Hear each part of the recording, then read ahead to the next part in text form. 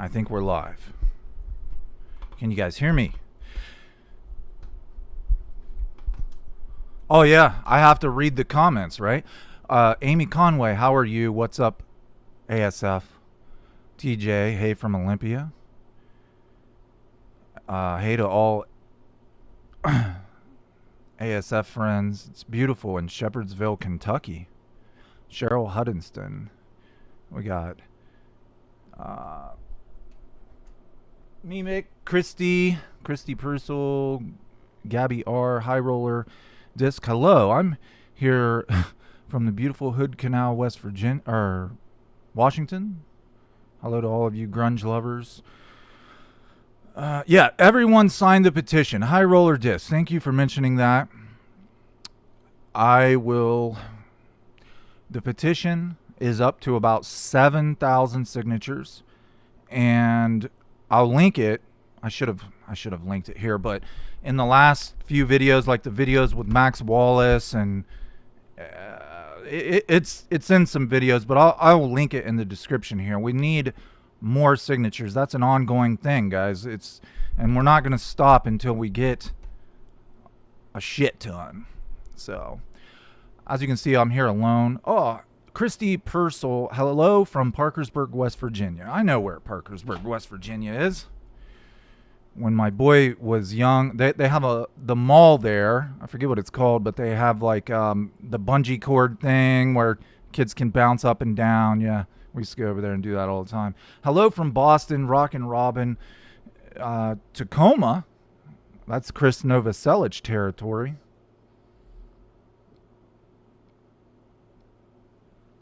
Sherry Reitholtz, All Things Austin, Wild Omen, Kyle. Okay, Wild Omen says he signed it. All Things Austin said he signed it. And, you know, it does explain. It's very, very simple.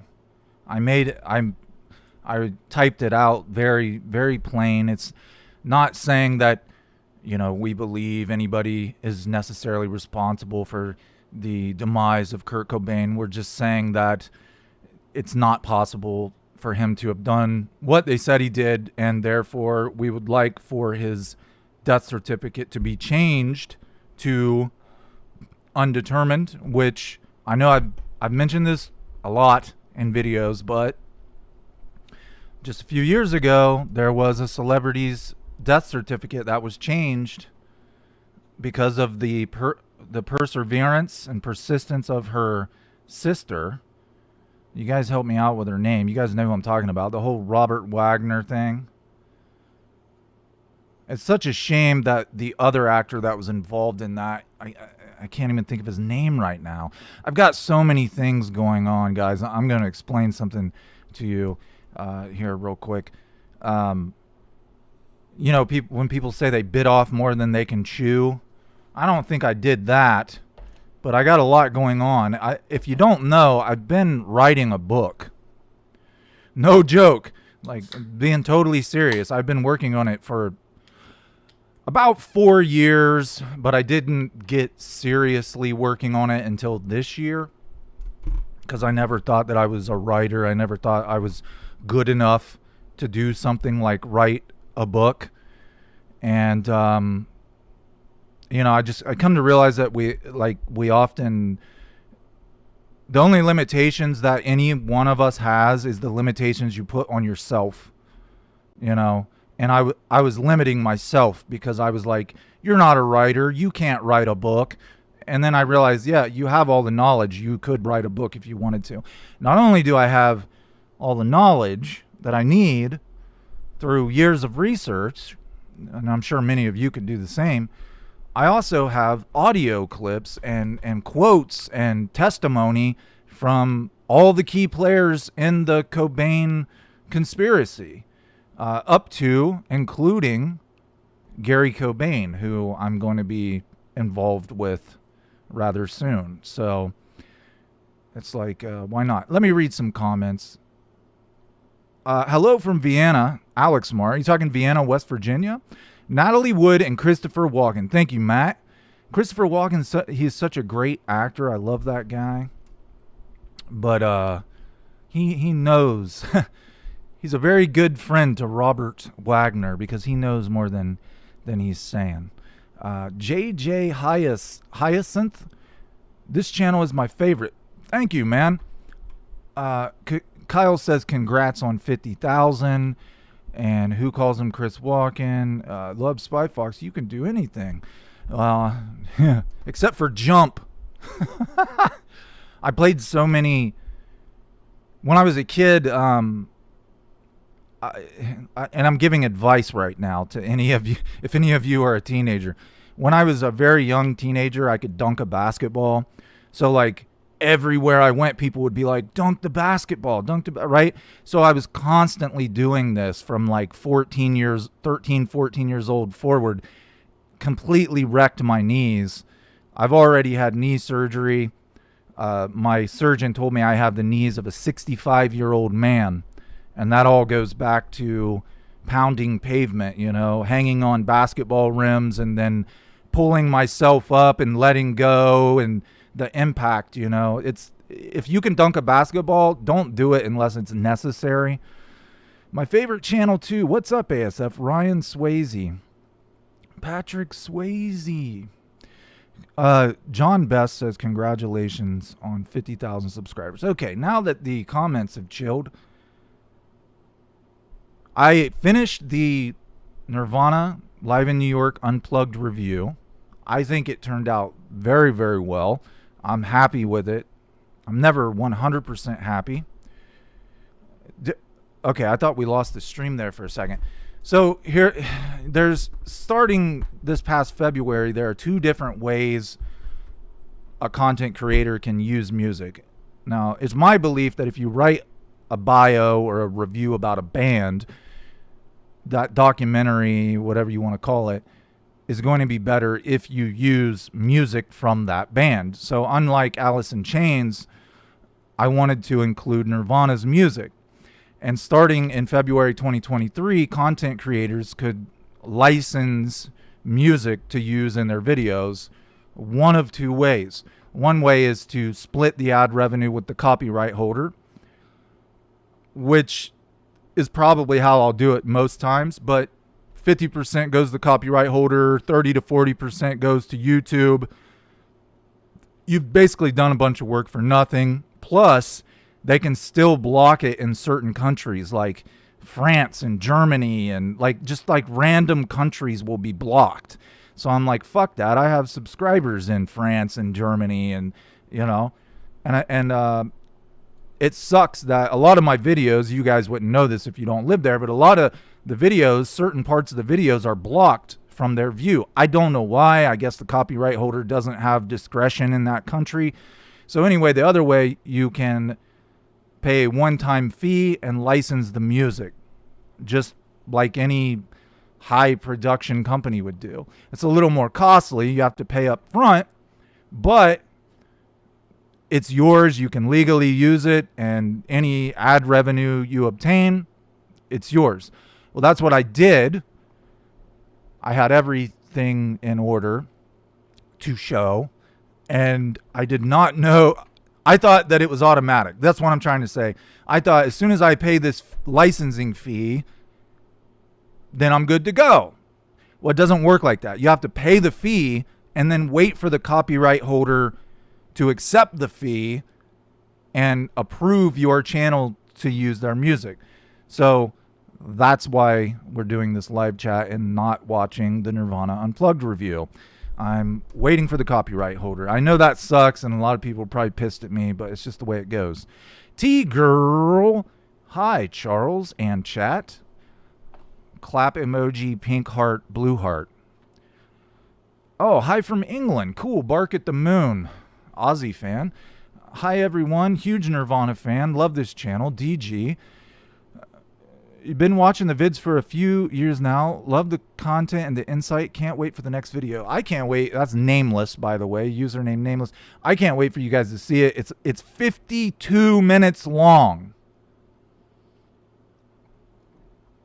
I didn't fuck around with this review, man. It's longer than the Alice in Chains review.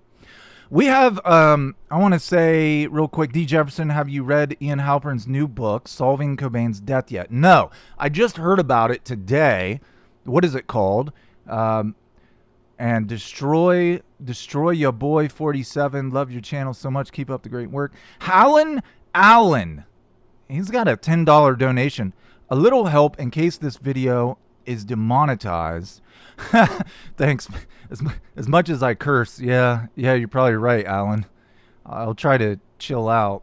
But typically when you talk about Cobain, I don't know why I see all these other controversial topics being discussed and you know, but as soon as you bring up Cobain, it's like, ooh, taboo, right? Okay, you're talking to somebody else. What happened in your opinion? Happened to Kurt that night in the greenhouse? S word or murder? Robert Smith, have you watched the entire Nirvana series? Now, I know that several of the Nirvana series videos have been removed, if you didn't know that, because of stupid shit, like tiny little stupid shit, like, oh, he said the S word, so we're going to remove the entire video. And then I watch other people's channels and they're throwing out words like that and nobody gives a shit, right? I've put them all on Patreon. At the least, I saved them. And there is a Nirvana series number 20. I've written Nirvana series number 20, and that's going to be a new video as well. I'm going to try to redo the ones that were removed. I'm going to redo them and just take out whatever gripe YouTube had about it. Yanaha Kai DZIL. Oh, never mind. You're talking to somebody else. I just got Gits and Janitor Joe CDs. Yes, dude. Janitor Joe, man. Big Metal Birds. That's a badass 90s album. Too bad you couldn't go to Montesano to do the Kerry Cobain interview in person and visit Aberdeen. Their information center has, or at least had, brochures on Kurt and places he went. That's from DLL Records. Yeah, well, I'm no stranger to Washington. I've been there before. I know a couple people out there, and it's like every time I think I'm going to be able to get there, something pops up. But luckily for me, you guys know that I met Scott on tape. Now, Scott doesn't necessarily subscribe to any kind of theory, but from talking to him one-on-one, and this is no put down to Scott at all, it's just he's interested in other things, you know. He's a very positive guy, and his videos he's all over the place, man. He likes all kinds of shit. But just from conversation with him, it was obvious that, you know, Scott's a really smart guy, and if he actually researched the Cobain thing, I know what conclusion he would come to. I just don't think he's done enough research. He went and talked to Gary Cobain, and he told me how to get. He's the one who told me exactly what to do, and, you know, this is how you're going to get in touch with Gary. So there is a possibility that I'll go talk to him, or may just be by phone, man. Maybe audio. Definitely will be things that are quoted. There will definitely be things quoted in the book I'm writing. You know, Frank EV, what do you think about the Britney Spears stuff? I did write a video on that. I don't want to comment on that too much because I'm not a huge fan of Britney Spears, and like I don't know a lot about it. I know like Courtney Love and Sam Lutfi's involvement with Britney Spears, and that's about it. They tried to portray Sam Lutfi as like some kind of savior or hero to Britney Spears, but in the Netflix documentaries are always biased. They always need a villain and a hero, and, you know, they don't tell you the bad things about the hero, and they don't tell you the good things about the villain, right? So, Robert, you're good at what you do. I guess it rubs people the wrong way. Yeah, I rubbed Jessica Hopper the wrong way. She reported me on Twitter. You know, I do have to give props to the person who confronted Jessica Hopper. I don't think I would have done what she did in a public library, because I'm sure there were like, you know, like families there. It was like a public library, and it was a book signing, so there had to be like kids there and shit with their moms. But at least she had the guts to do it, right? She had the guts to ask Jessica Hopper what happened at Kurt's house. And of course, as we all know, if you don't, she broke down, pretended to cry, and totally avoided the conversation. Matt, have you tried hunting down Richard Lee? Yes, sir, I have. Recently, there was a video posted on a YouTube channel with Richard Lee in it, and I assumed that it was his channel. I left a comment, and no one ever responded. I don't have an email for him or anything. I know at one point he worked for a Seattle newspaper, but if you know how to get in touch with him, let me know. Hello from Wales J Tour. Do you think they will ever release the last recordings? Future Cash Cow. Do Re Mi, etc. Yes, Christy, Jessica Hopper tattled on me. I'll answer that in a second.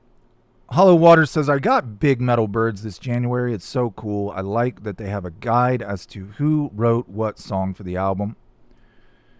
I've never physically owned like a physical copy.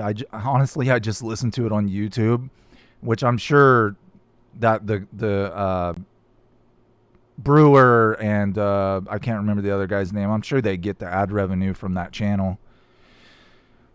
Kyle, you always got a couch at my place, bro. Well, hey, man, I appreciate that. Maybe someday I'll be coming to your city and need a place to crash. DJ Moonchild, is the Max Wallace interview done? For the most part, I have a little more stuff, but I just kind of felt like I was beating a dead horse. I don't like resent Max. I don't hate Max. I'm sure he doesn't like me because I don't know, man. You guys know, like, it just seemed like he was taking up for Courtney Love a lot, and seemed like he was maybe didn't understand, like, I was just as educated on the subject as he was, if not more, because I've kept up on it and he hasn't. The remainder of the stuff, I think there's a few things he had to say about Francis Bean, and he talks about having friends who like know Dave Grohl and friends who know people in Hole. Pretty sure the whole interview was on Patreon. And I probably should show the rest, because there is a point where he does actually say, hey, you did a good job with your videos and stuff. But that was after, like, pounding me for an hour. Yeah, I think, like DG says, Max rubs the wrong way. I think that's what it is. I think either he doesn't give a shit, or it's just the way he is, and maybe he gets taken the wrong way. You know what I mean? I certainly was a little shocked. Can someone tell me, Ian Halpert, what is this new book about Ian? How apparently Ian wrote a book or something? I'm interested. Hold on a sec. I got to grab something right quick.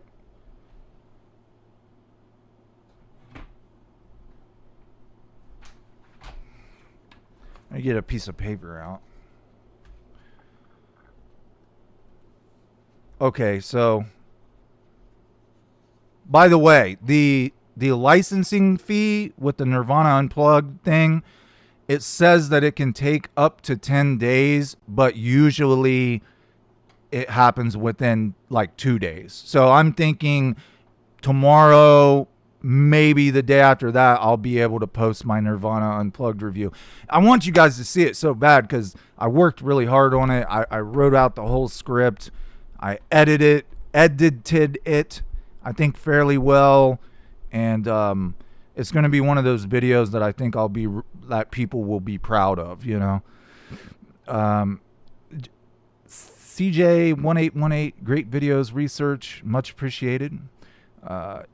Yes, Mark's at Mark Y. Yes, Billy, he said he does. That's DG to Mark.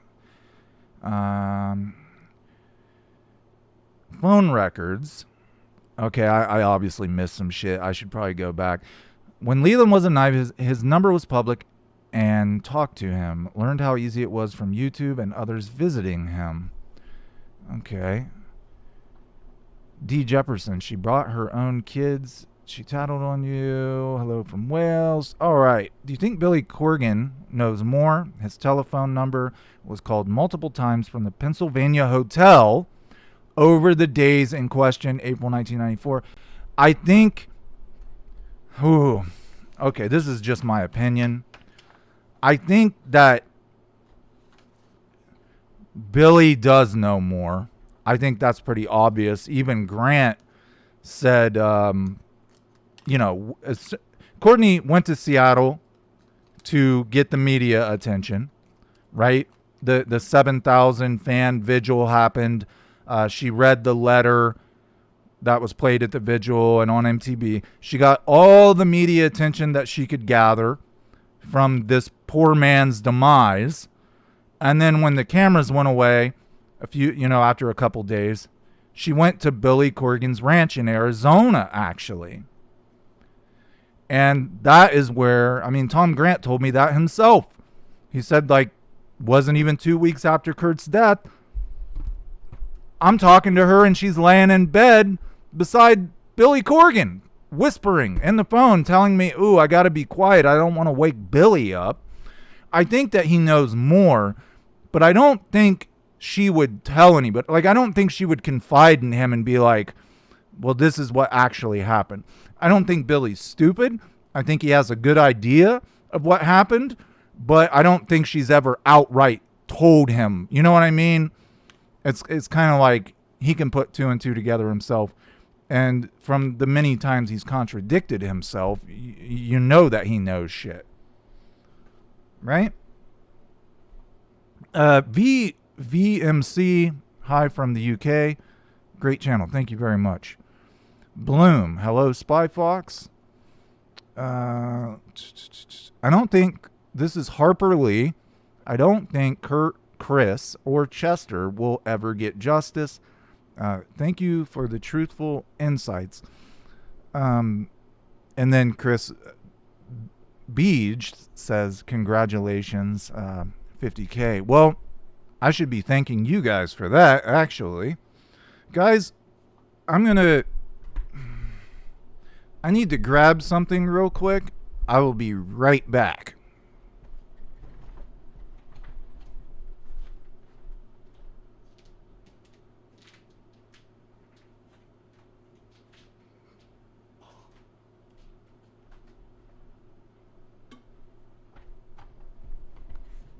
Okay. Sorry about that.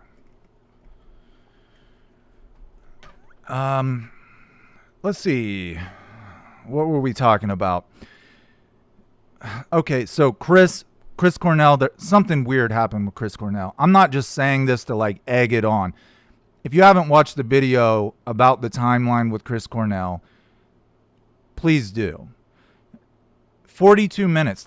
Why is his bodyguard, who should know CPR and life-saving techniques, right, saying, I told the hotel to call an ambulance at 12:15 and the ambulance isn't called until 10 till 1. You know what I'm saying.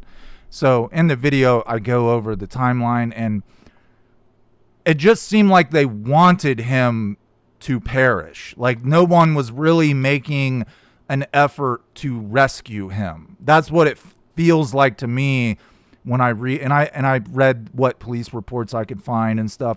It just kind of seemed like, oh, well, we found him like this, and then, we kind of kicked him around a little bit, and then we decided we should maybe call somebody, and too late. It didn't seem like they really tried to rescue him. Now, as for Chester, that's something that I'm just now starting to read about. So I'm not going to comment on Chester because you probably know more than I do. Yanaha, I'll probably listen to Unplugged Review 5 times. Oh, cool. It's pretty long, man. Like I said, it's 52 minutes long. And I was able to actually include Nirvana's music, which that's got me excited because I've included music in videos before, but it's just in in the introduction or something. But this is kind of You'll see when you see it. It's pretty neat. I had a little help with the editing as well. Guaranteed he knows things. Crosshatch. Let's see. Finally, I can say. Finally, I can say to you, ASF, how much I appreciate your videos, and thanks for that. Greetings from Hungary. That's Agnes, and sorry I can't pronounce your last name. Sajko. Thank you very much. Hey, now that I have some people's attention and I can actually talk.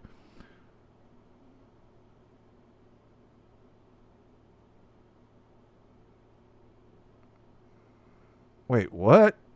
Okay, that confused me. Maybe you guys are talking to each other. Yeah, exactly. Chris's death, more than suspicious. Love him so much. It's such a shame. Crosshatch. No one in the music game with money is wanted. Investigates. Watch her video on Bam Majera and how they do it. Take their money. Oh yeah, artists are exploited, dude. Yeah. You pay a price for becoming famous. I've actually thought about making a video on this. Oh, thanks to YouTube and Instagram, there are so many interviews with so many famous people. And every now and then they'll get upset and they'll talk about the people that made them famous. And they always say things like, most recently I was watching Mike Epps. You guys know the black comedian Mike Epps. And he was on some podcast. And this has been repeated by famous people over and over again. I need to make a compilation and really put some insight to it. They were asking Mike Epps, why don't you do movies anymore? Why aren't you, in the Hollywood game? Like, you seem to have chilled out and disappeared. And he said, well, I'm comfortable with where I am. And the things that you have to do to remain relevant in Hollywood are not worth what I'm willing to do. Like, he's literally saying you have to do weird shit behind the scenes in order to continuously get roles in movies and stuff like that. So what I wanted to write a video about was this guy named Lon Friend. Do you guys know who Lon Friend was? He was on MTV in the early 90s. He was the editor of some magazine. Man, I can't remember the name of the magazine. I'm sure you guys know.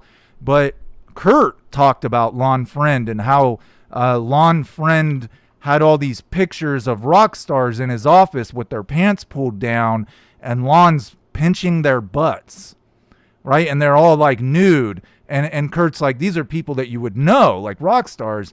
So as you're coming up, right, and you want to be famous, the best way to do that is to marketing, to promote your music.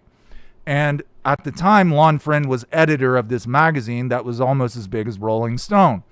So Lon could abuse these up-and-coming rock stars. He could make them do humiliating things like pull your pants down and let me pinch your ass while someone takes a picture of it for my own humor. These are the kinds of weird abuses that if you want to be famous, you have to go through, unless you become famous on your own, right? Through, like, a lot of people do it through social media. But if you're going the traditional route, there's always going to be some old creepy white rich dude who wants to pinch your ass or take a picture of your tits or whatever. You know what I mean? Demi Moore talks about old rich dudes she did shit with to get roles. Like, that shit's still going on. Okay, sorry, I went off on a rant. Looking into the suspicious death of G.G. Allen. I'm surprised he didn't die a lot sooner than he did, good sir. That dude was insane.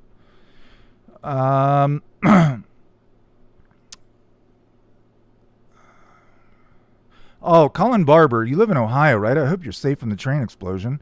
Had toxic chemicals. Yeah, I'm hours from that, but it did travel downriver. It was detected. Some of the chemicals were detected about 30 minutes from here. And we still have no clue what kind of long-term effects that's going to have on the environment, right? That company, there should be a fucking congressional hearing. This company should be under a microscope, but I bet they get away with it. Leslie Dauber, a lot of comedians are depressed. That's so true. Jim Carrey, man. He was another guy that said you have to do weird shit to keep getting roles until you obtain a certain level of fame, and then you can use your power to shit on people, right? Shit rolls downhill, right? So Jim Carrey, this is what I want to talk to you guys about aside from the Unplugged review, which is on hold for a moment until they accept my licensing fee. It's kind of weird, honestly. Like, I never thought I'd be in a position to license Nirvana's music. That sounds really weird to me. But I am writing a book, man, and I'm serious about this book. And I've got quotes from Tom Grant, Max Wallace. I'm going to have some from Cobain and any other family member that'll talk to me. I've got anonymous quotes from people who won't go public. It's like they want to share things, but they won't publicly share it themselves, which is really, really frustrating. I'm sure you guys can imagine who these people are. You've probably heard them on Facebook ranting about Courtney Love.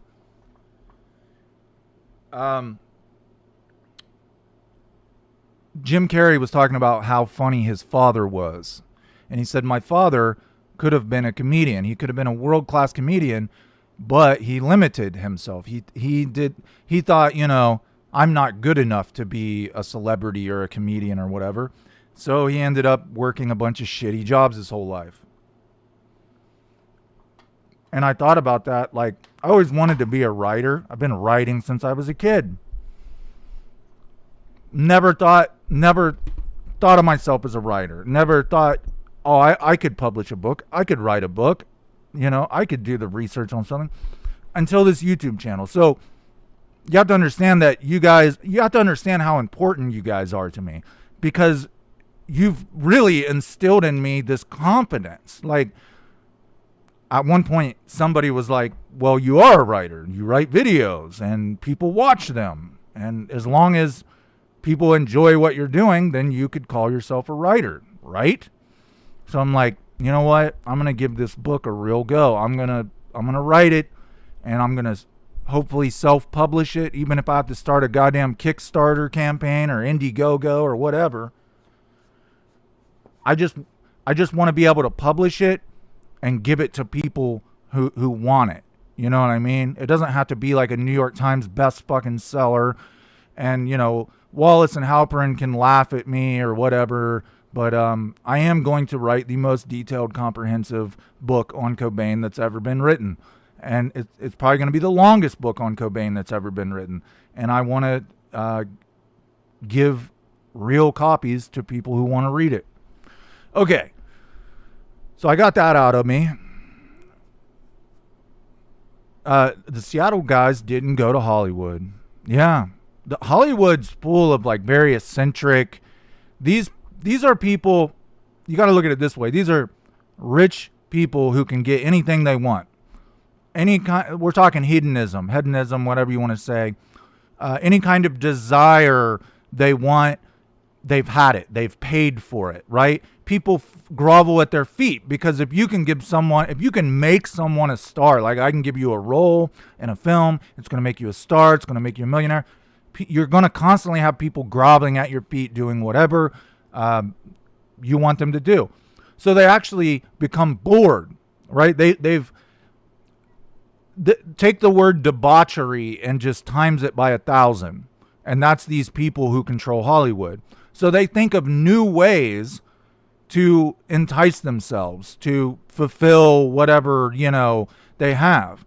And they take it out on people who need something from them.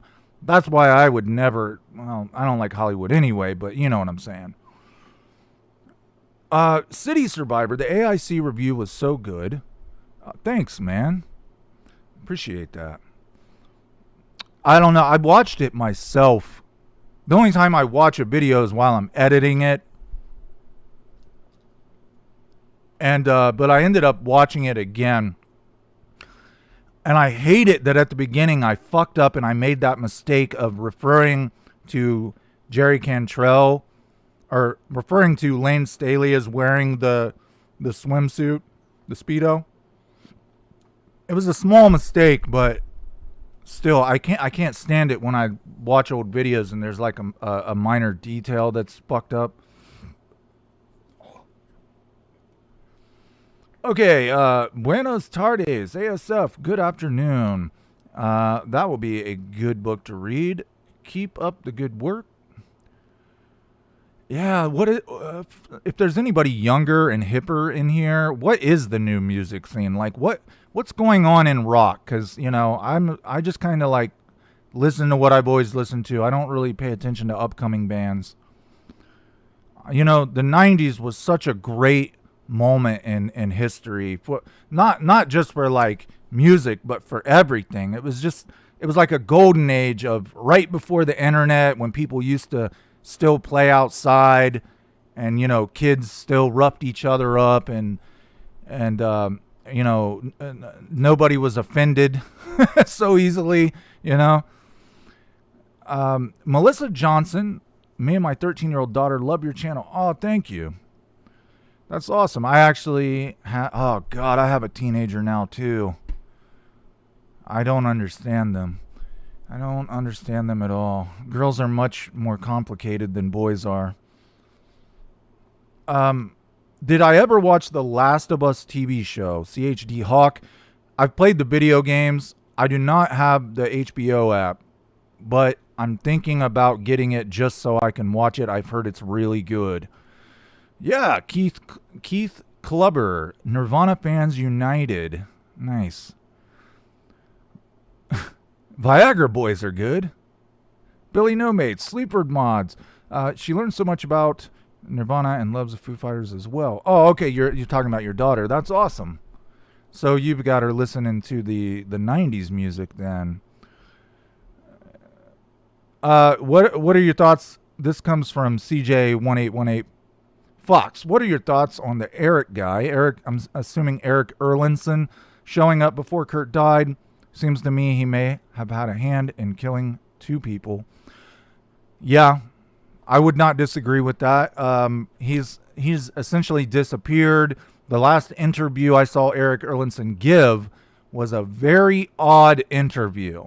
Do you guys know what I'm talking about? It was a telephone interview with a news channel. He talked about how the day Kurt was discovered, Courtney called him, I'm assuming from LA, right? Because not unless she had a cell phone. She could have had a cell phone by then. She was with the nanny in LA and whatever. We all know that whole story. She called him and told him, go in the house. Kurt has cassette tapes, and I want you to gather up all of the cassette tapes. Make sure nobody gets their hands on them. 127 cassette tapes. So here's, you've got the detectives up in the greenhouse. You've got the patrol cops have the scene taped off. Here comes Eric Erlandson. Courtney has called ahead, given him permission to go inside the house, which I guess the house wasn't really the crime scene. They should have investigated the entire property, but they didn't, as we all know. They didn't even look for footprints, my God. So Eric runs in the house. He gathers all the cassette tapes, and he talked about those in his last interview. We don't know what's all on those tapes. According to him and Courtney are the only ones that have listened to most of them. There could be, Kurt always, whenever he had an idea for a song, he would just hit record and play on a cassette deck and record it. Very lo-fi, generic way of doing things, but that's how he did it. Who knows what's on those tapes? There could be genius songs on those tapes. Courtney could have taken some of those songs and turned them into really shitty Courtney Love songs, right? And they could have been cool if Kurt had done them, but Courtney stole them. We don't know. Hey, good for them. Blink is going on tour. That guy, one of them had cancer, didn't they? I think he beat it. Let's see. Agnes, my son 10, and the music today, awful. I can't stand what he listens to. Just auto-tune. I can't help it. I tried. Maybe when he's bigger. Yeah, a lot of auto-tune. I hate to be the one to say it, but there's a lot of artists right now who are famous, who our children look up to, who have that much talent. Zero fucking talent. None. Everything they do is fake. It's like Courtney Love would have loved this day and age because we've come to accept it. Like, we accept our artists as no talent fucks who just, you know, use a laptop to create everything they do. Jeremy says, check out the band White Reaper. All right, let me write that down. I need some new music to listen to, man. If you guys have ideas, throw them at me. White Reaper. I know one of my patrons said something about a band called the Linda Lindas, I believe. Christina, she's so evil. Suicide Boys, mumble rap. I actually, when I was a kid, I liked rap. I like Eazy-E and Young MC, Two Live Crew, NWA. Oddly, Kurt Cobain was a fan of NWA. Did you guys know this? I was reading a Rolling Stone article just a couple days ago, and the guy goes to the Seattle house to interview, I think it was Dave and Kurt, and he said that they had NWA blasting from a CD player or a tape deck or whatever. Let's see. Lizzie Hale is way better than Courtney ever was. Jason Ladd. Daisies by White Reaper. Nameless. Feed Lemon. Hollow Waters. Feed F-E-E-D Lemon. That's the name of a band. David Zunick. Listen to Towns. Band from Adelaide, Australia. All right, let me write that down.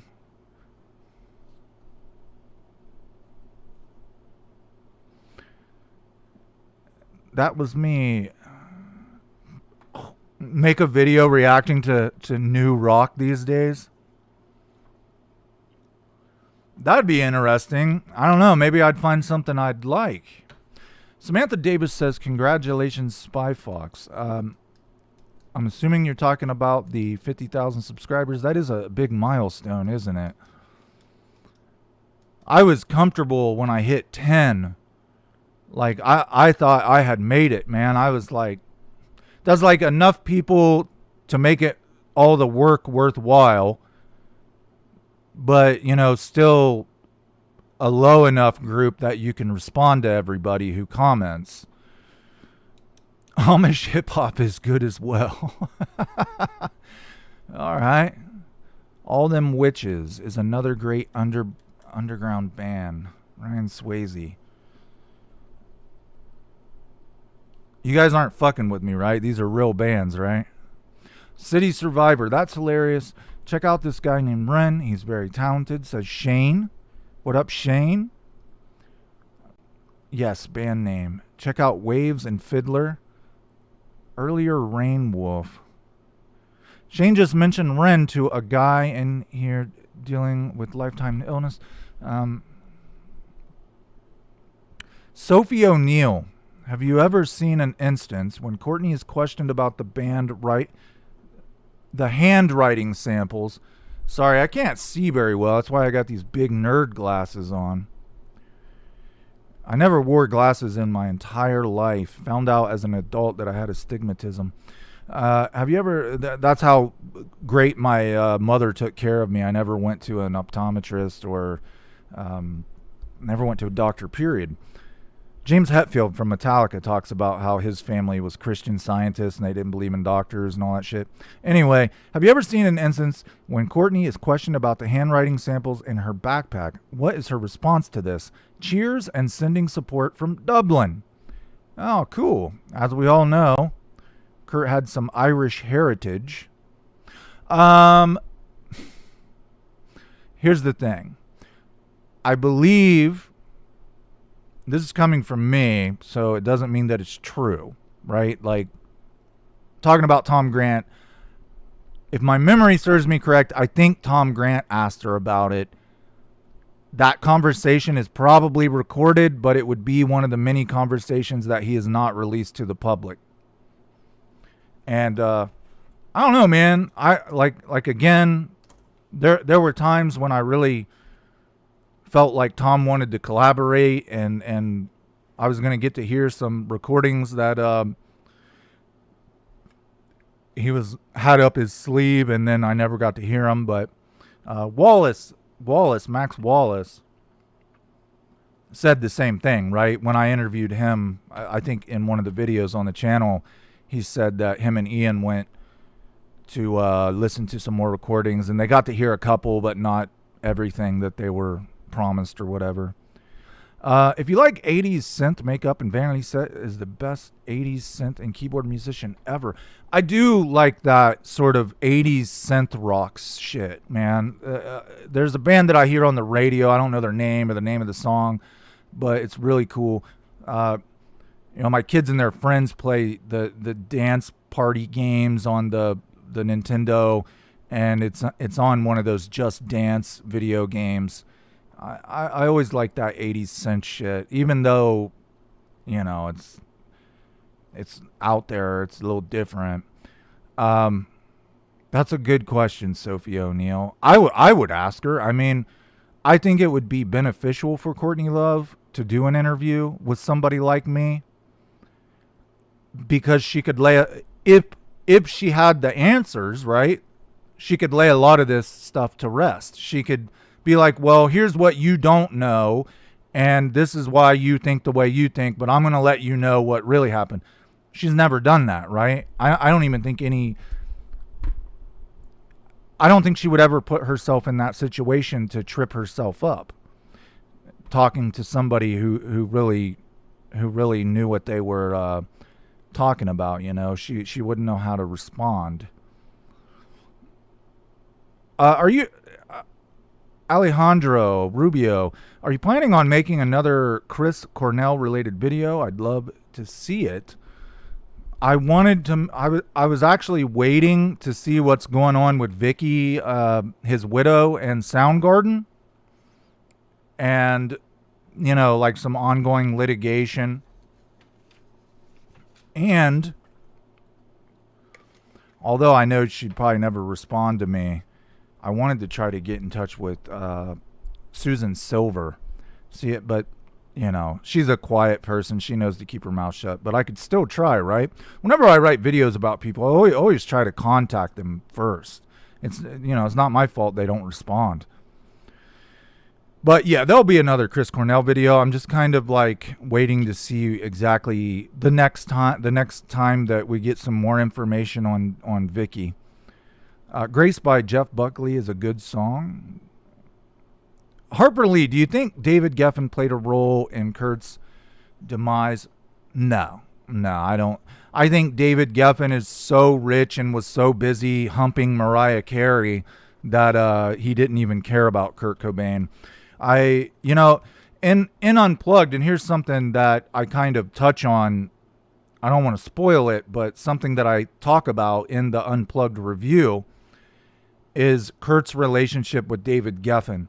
And the truth is, Kurt did not have a relationship with David Geffen. Kurt actually wrote... Well, okay, I'm going to have to spoil it to answer this question. Kurt wrote David Geffen a letter personally. And David Geffen didn't even respond to it. He got somebody under him to be like, tell this guy to go away and leave me alone. It's kind of fucked up. Like, think about all the money that Kurt Cobain made for David Geffen's company, and then think about the way that Geffen treated Kurt Cobain. He was just another drop in the pot to him. You know what I mean? But I talk about that, and it'll make more sense once you see the Nirvana Unplugged video. I don't think Geffen knew anything. I don't even think he paid attention to Cobain, except for maybe like a CD release party where he might say, oh, thank you, and pretend to be nice.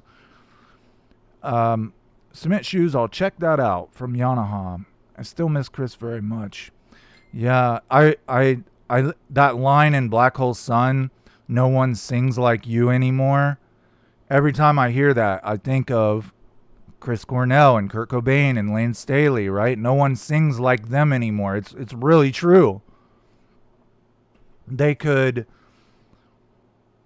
wow, that's another thing I talk about in the video. They could scream on key, or I don't know. I'm not a vocalist. How would you say that?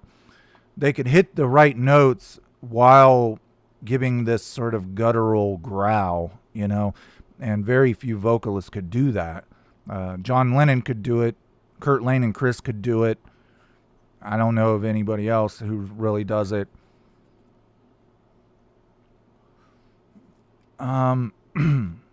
Okay, so you guys are just kind of talking to each other. Maybe I can go off on a rant. Do you know, this is from Caillou Harris. Do you know if Scott Weiland or Eddie Vedder has ever mentioned each other in an interview? Oh, I don't know. Probably, I would say. I mean, they would have to, obviously they knew each other, you know, they were big at the same time. I'm sure at some point in time they talked about each other. I'm sure they met. Epstein and Courtney. That's a great one. I have actually written, that's another one of the videos I've written. And I'm still like, I let a couple people see it and they're like, man, if you put this on your channel, you might just get your channel shut down. Like, because it's so accusatory. It's got some shit to back it up, but it's very accusatory. I think that there was something going on between Epstein and Courtney. I think that in smaller elitist circles among these rich men, she was known as the type of woman who could get you young girls. Okay, because she did it. Courtney Love, at one point in her life, before she was Courtney Love, before she was famous, was known. She did it in London. She did it in Portland. She did it in Minnesota. She was known for convincing. And remember, Courtney was older. Like, Courtney was like 30 when she became famous, right? And she's hanging out with fucking teenagers, okay? So when she was doing this, she's in her 20s. And teenage girls, even if they are 18 years old, they don't have a whole lot of life experience. I mean, teenage boys or girls, they do not have a lot of life experience. So they're gullible, they're naive, they're vulnerable. She was known for convincing girls to fly to Japan with her, and she would tell them, oh, well, we can go there and strip for a month, and you'll have thousands of dollars, and then you can come back and live great for a few months, right? And it seemed like she would have a girl or two go with her, and then a couple weeks later, Courtney would come back, but miraculously, the girls decided to stay. So it's like, what's really going on here? She let some shit slip out in an interview that is a part of that video that I wrote, where she talks about how she was afraid that her passport might be taken from her, but they ended up giving it back to her. Like these men at this seedy, you know, strip club or whorehouse or whatever it was. And you got to remember, these are Asian men, so like American women to them is exotic, right? She talks about it a little bit, but she quickly changes the subject. I got a little bit of this information from John Potash, actually. I don't know if you guys know who he is.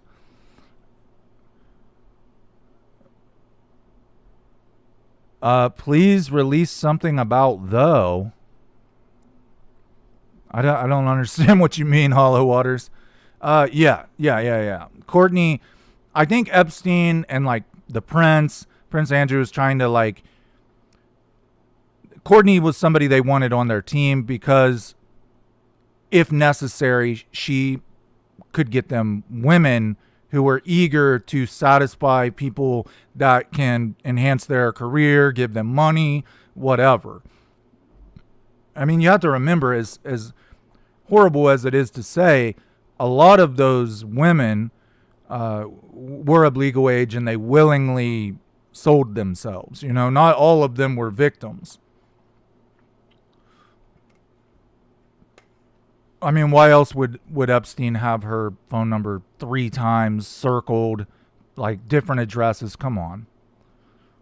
Oh yeah, and it came out that the flight manifest came out, right? So she went on Twitter and Instagram and shit and lied to her fans and said, "I've never met this guy. It's creepy that he has my numbers. Oh, he must have a hobby of collecting celebrities' addresses." And then the flight manifest come out, and guess who's on the fucking flight manifest?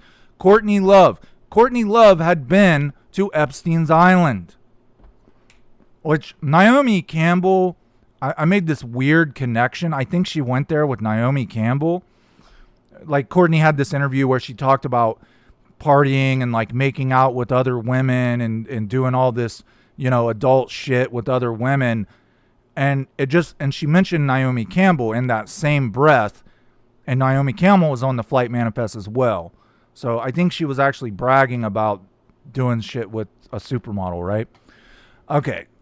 Shelly, astonishing that Callie, Jessica, and Dylan were never questioned. Callie and Jessica obviously were there. Dylan has never talked about where he was during Kurt's missing days. Absolute bullshit. He wouldn't know. Absolute bullshit. He wouldn't know where. I saw a film about Dubai. Courtney's speech was the same like this film. Let's see. Kurt never called him his best friend. The only thing he ever called him was a friend. Dylan was Kurt's best drug buddy at best. Kurt, to my knowledge, Kurt never really called Callie a friend. He called him the nanny. And I don't think Kurt really cared much for Callie being around. Now, Callie, here's something, a contradiction that comes with those days where Kurt's missing, right? Supposedly missing. Jessica claims that Callie was constantly gone. That, like, she was there alone, and Callie would leave for hours and hours and hours, and he was hardly even there. But then when Grant talked to Courtney Love, she said Callie was there the whole time, and that if Kurt showed up, Callie would tell her, right? But then, of course, later she says Callie's a liar. I'll send Eric, blah, blah, blah. Like, big fucking mess, right? But according to Hopper, the only little tidbit she has let out is that for a great majority of the time she was in that house, Callie wasn't even around. So for Callie to say, why would Callie be surprised that he never saw Kurt coming in and out of the house if he wasn't there? Right? It's very confusing. Outing Courtney and El Duce. Wild omen. I did not know that. That's interesting. I think Courtney is running scared. And then poor Francis, can't imagine how it feels when a parent attends an island like this. That's a really good point. Yeah. Yuck. I mean, the fact that Courtney even went there for a party should tell you something, right?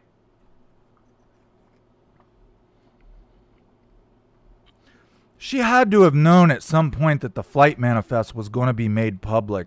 I think Courtney depends on the people who follow her. They probably just follow her and take her word for everything. They don't look to other media publications for answers. They only look to Courtney Love for answers. So it's easy for her to manipulate her audience because they're not reading any information that would counteract what she's saying.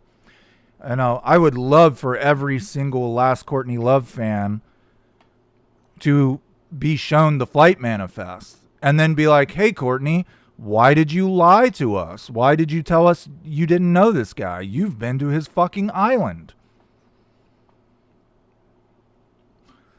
Don't you guys find it weird? I know I've beat this into the ground.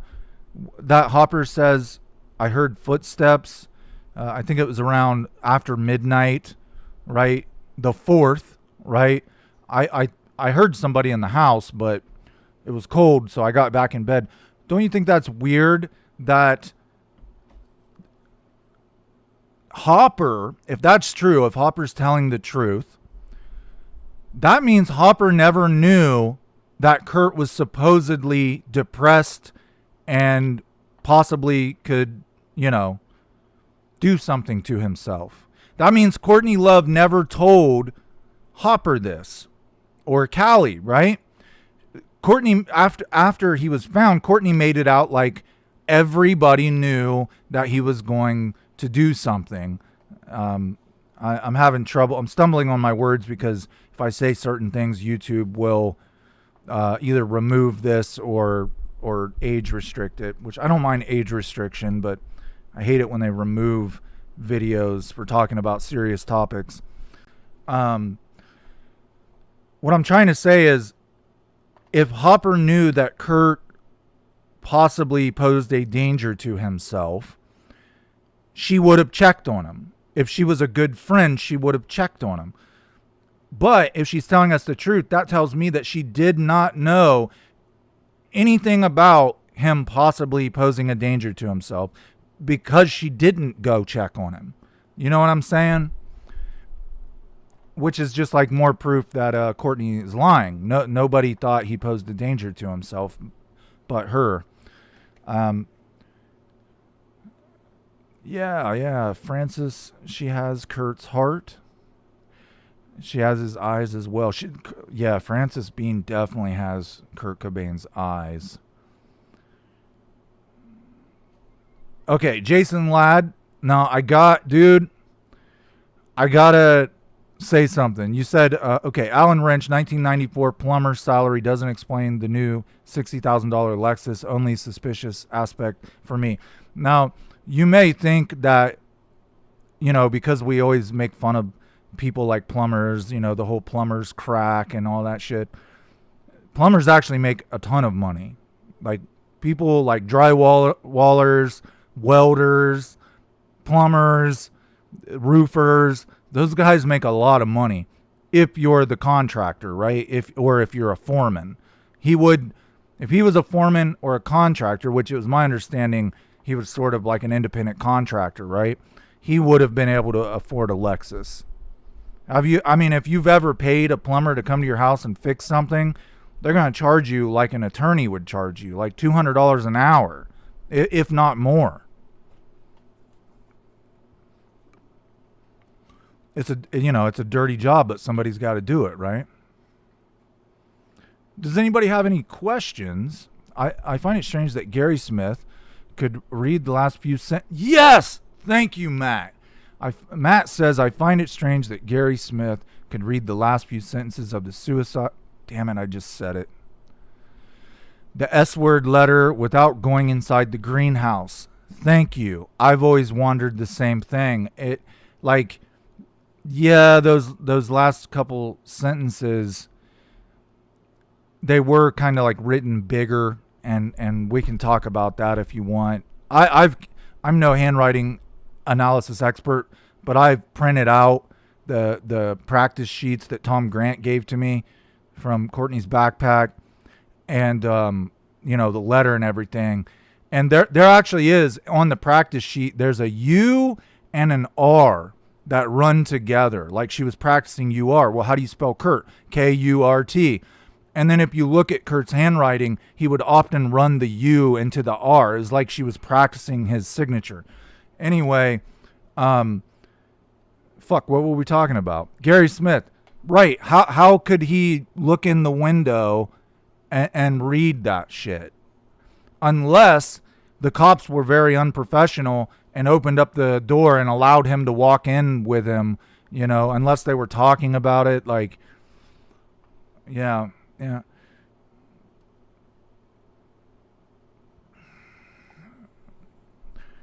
Tax returns for 94 before I buy that. Dude, you don't have to buy that. Just hire a plumber and see how much they charge you. Why is everyone that is involved in a case like this completely protected and no one wants to investigate about it, and they don't have to talk about it? Barry James official. A lot of it has to do, from my understanding, with anybody that was in Courtney's inner circle signed non-disclosure agreements. Now that might sound not very scary to you, but if a person could sue you in court and take your home and your car and all the money in your bank for disobeying a contract with them, I mean, I certainly wouldn't want to speak out publicly if I was, had a family and I was going to lose everything. Courtney is notorious for suing people. At one point she was, and even a Rolling Stones journalist wrote about a 12-page non-disclosure agreement that he had to sign before interviewing Courtney Love. And I'm sure people like Hopper, who was a, quote unquote nanny help, I'm sure they signed it too. Now, a lot of it could have to do with Courtney knows scary people, man. Her first husband said she would hire people not to murder someone, but to just beat them half to death, Like maybe they understand that they could be in jeopardy. Someone like me who doesn't know Courtney, I've never met Courtney, I don't think she would take me seriously. I would just be another guy talking about this conspiracy, If somebody like Jessica Hopper came out and started saying the things that I'm saying, everybody would listen, right? The whole world would listen. Keith Klober, is it Kluber? What's your favorite horror movie? Man, that's a good question. I really like Rob Zombie's film, The Devil's Rejects, or Devil's Rejects. I like the character Captain Spaulding. I think he was a terrific horror character because he was funny, but he was completely frightening at the same time, Yeah, you're right. She is close friends with Vicky. I wonder if Hopper is also friends with Chris Cornell's widow.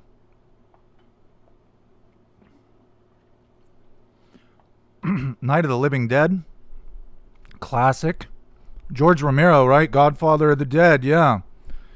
Yeah, he's the one who created it all, the whole zombie thing,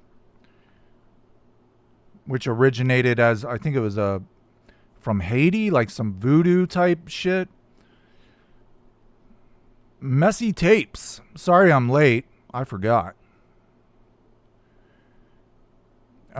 Ken maybe or Mabel. Callie DeWitt roofied the Barks root beer. Then while Kurt was unconscious, DeWitt injected Kurt with a massive dose. Then shot him. Honestly, man, I have a similar theory. I think there was two people involved. I'm kind of like Grant, though. I'm kind of loath to say it because once you go accusing people, you could be sued, right? But yeah, I think it did go down something like that. I think it's possible that it could even be possible that there was a couple more people in the room. They were using. Kurt nodded out. They grabbed him, injected him again, things like that.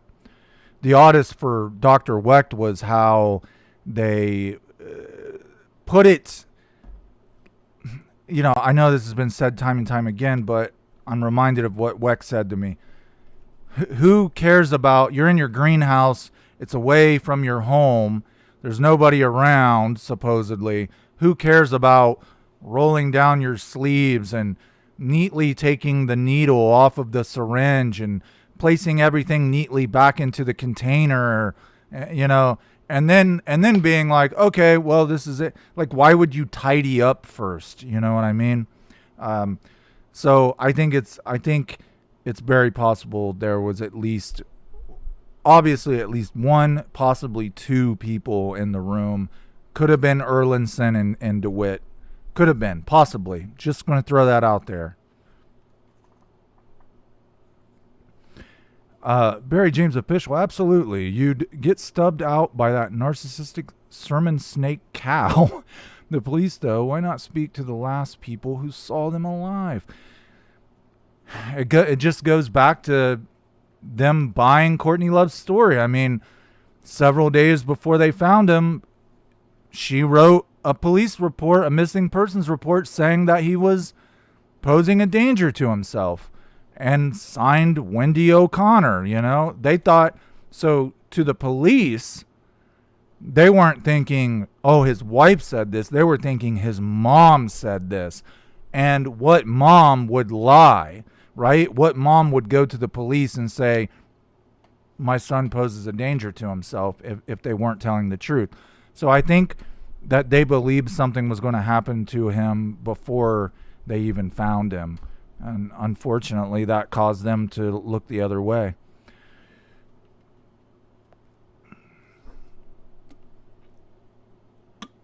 Mike 1998. I got a question. Why would you the S word if you have a baby at home and maybe you are the only one good for that baby? Hey man, I agree. His even his neighbors said, I think it was around, well, I don't think she gave a date actually, but that curly red-haired neighbor said she saw him, I got the hiccups, walking around with Francis just a few days beforehand, like a week beforehand.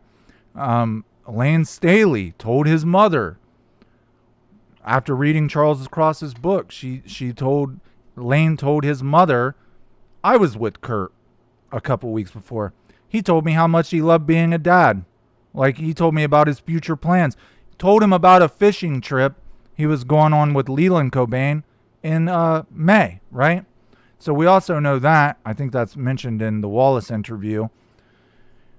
Kurt had written Leland a letter, and they had planned a fishing trip with Francis for May, a month after he was found. I don't know, man. Usually, from what I've read, I know people can be different, but from what I've read, most people who plan to do that get their life in order before they do it. If you have money, if you have assets, if you have children, and Kurt had a lot of money and assets and children, right? They would, set up a trust fund and set up this and make sure everybody's taken care of and my wishes are fulfilled. And, he didn't do none of that, man. He didn't arrange anything. Sorry, I got behind on the comments. I don't want to keep you guys on here forever. Let's see.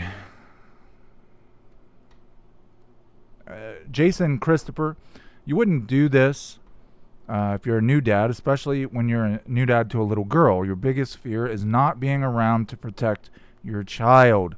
Yes, absolutely. Why would Callie be surprised Kurt was in his own house?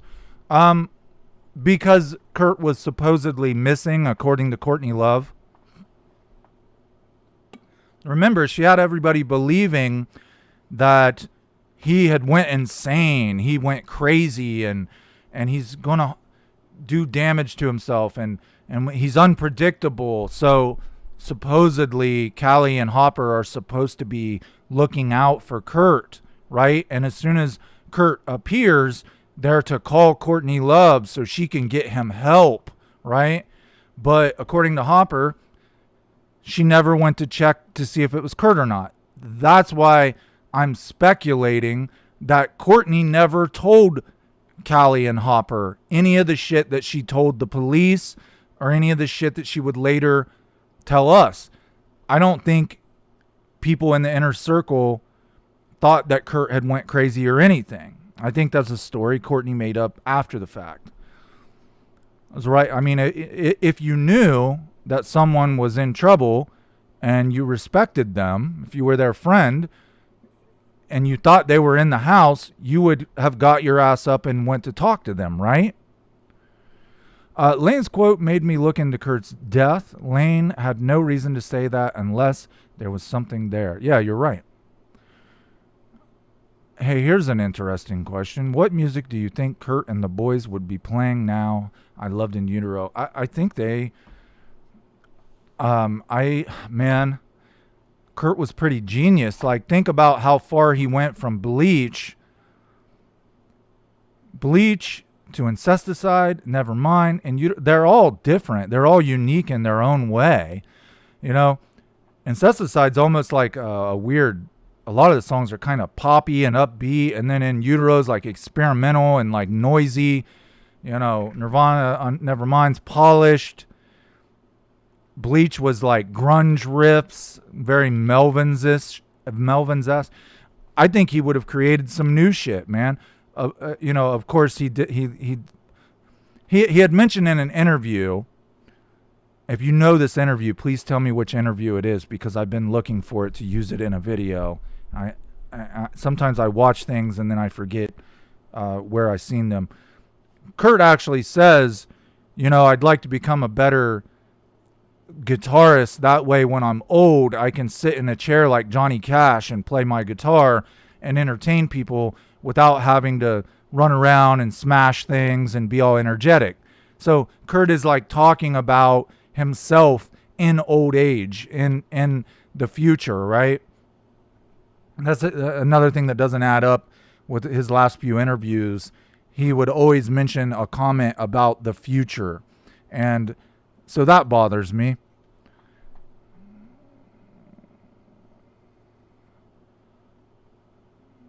Yeah. Jason Christopher. A lot of rappers talk about the weird stuff they do to be and stay in the Hollywood scene. Like Men in Dresses is one. A lot talks about, doing the gay things. So obviously, if you're part of my channel, no, we're totally cool with gay people. Like, gay people don't bother me. What bothers me is these old creepy rich dudes in Hollywood who get heterosexual men. I think they really get off on getting heterosexual men to do gay things, like, because it shows how powerful they are. I can get this straight man to do gay stuff with me because I control his career and his future. That's what those rappers are talking about. Yeah, Leslie Dalbert. Kurt wanted to try different types. I think he would have experimented. You know, would Nirvana have ever made a record that people didn't like? I doubt it, because his voice was so unique. It was so different. That's like anything he sung sounded good. Robert, if Jessica was in bed, ill from drugs, and she heard Kurt Cobain in the house, trust me, she would have been up like a shot wanting to say hello to Kurt. She would have wanted her drugs. That's true, too. She would have thought, hey, the cash cow's home. He's probably got tons of dope. Yeah. Plus, it's fucking Kurt Cobain, right? She's probably a fan of him, too. I mentioned this in, I don't know, some video I did recently.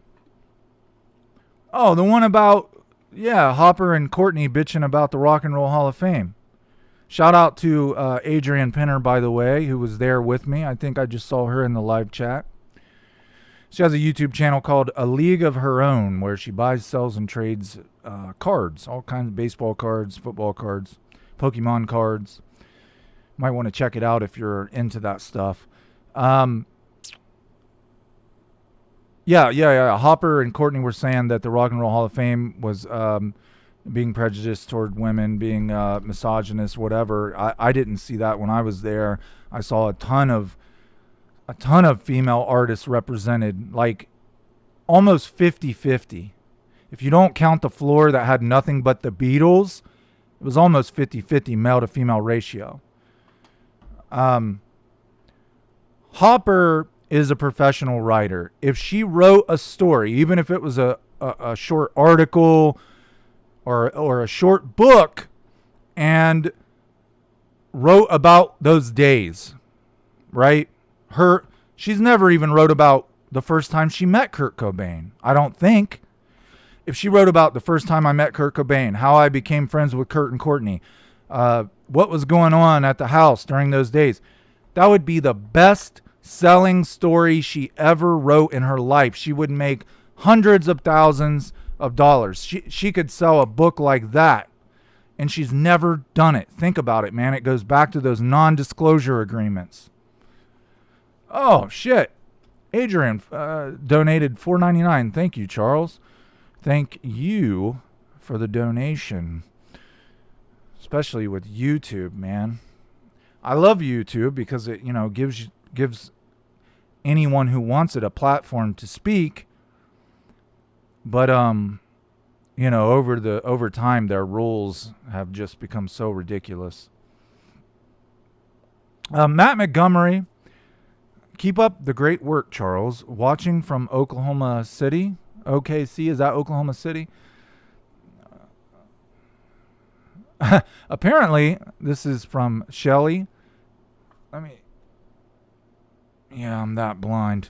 Apparently, love you so much it makes me sick refers to the time Kurt vomited due to the intense feelings he felt for Toby Vale.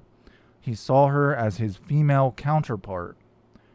Wow, that's interesting. Yeah. L7 for the hall. Yeah, L7 should be there. Hey, I'm all about Bikini Kill. I know they only had like one hit, but Bikini Kill was a fun band. An energetic, fun band. If you went to see Bikini Kill, you couldn't help but like get up and move, Kimberly, thank you for always getting the truth out. 50K, so proud of you. Sweet. Hopper's on the payroll. I golf. Jay Tweetler. Yeah, you're right. I wouldn't even doubt it if Hopper and Courtney planned their little tirade, their little rants on Twitter or whatever. Man, I couldn't believe that, though. I replied to a Hopper tweet, and I think I just said something like, don't you realize that the way you talk about men is the same way shitty men talk about women? There are misogynists out there. There are guys who do not like women. They're angry at women. Whether it be because they can't get the woman they want, maybe women don't find them attractive, whatever the reason is, they've grown bitter towards women. So women, I'm with you. I know that these guys exist. But talking in general dirty about all men is the same thing that they're doing, just on the opposite end of the spectrum. I pointed that out to Hopper, and she fucking reported me, man. As like harassment. I thought it was a valid point,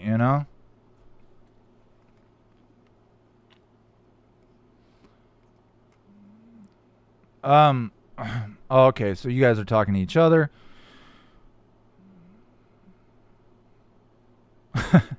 Messy tapes. I was talking to my teacher the other day, and I quoted school before I went on to say whatever I wanted to say. 6 decades, and Cher is still working in the business. There's a lot of women in the business behind the scenes, too. Like Susan Silver. Susan Silver was managing male bands in the 80s. At a time when rock and roll really was misogynist. Like, I don't think there's anything today non-physical, because obviously biologically men are stronger than women. But I don't think women are limited if they really put their mind to it and they want to do something. I think it would be refreshing, and I think a lot of people would welcome it, because like, you do get sick of seeing men in the same old positions, especially those creepy dudes that all these rappers are talking about on TikTok or Instagram and shit.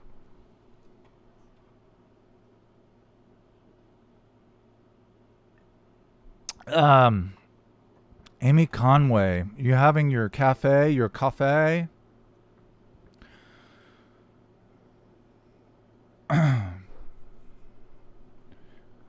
Yeah, both Hollow Waters, both men and women can be jerks to each other.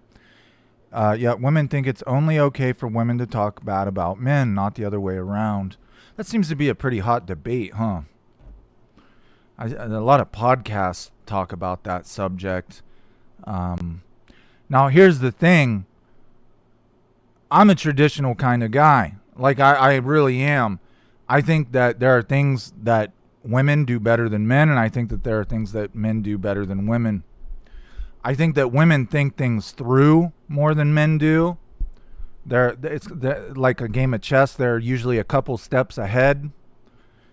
But I think everything needs a balance, man. You know, even if you're in a homosexual relationship, one of you's got to be more submissive than the other. Period. Have I ever watched the L7 documentary? No. Where's it at? Heidi Peichman? Is it on YouTube?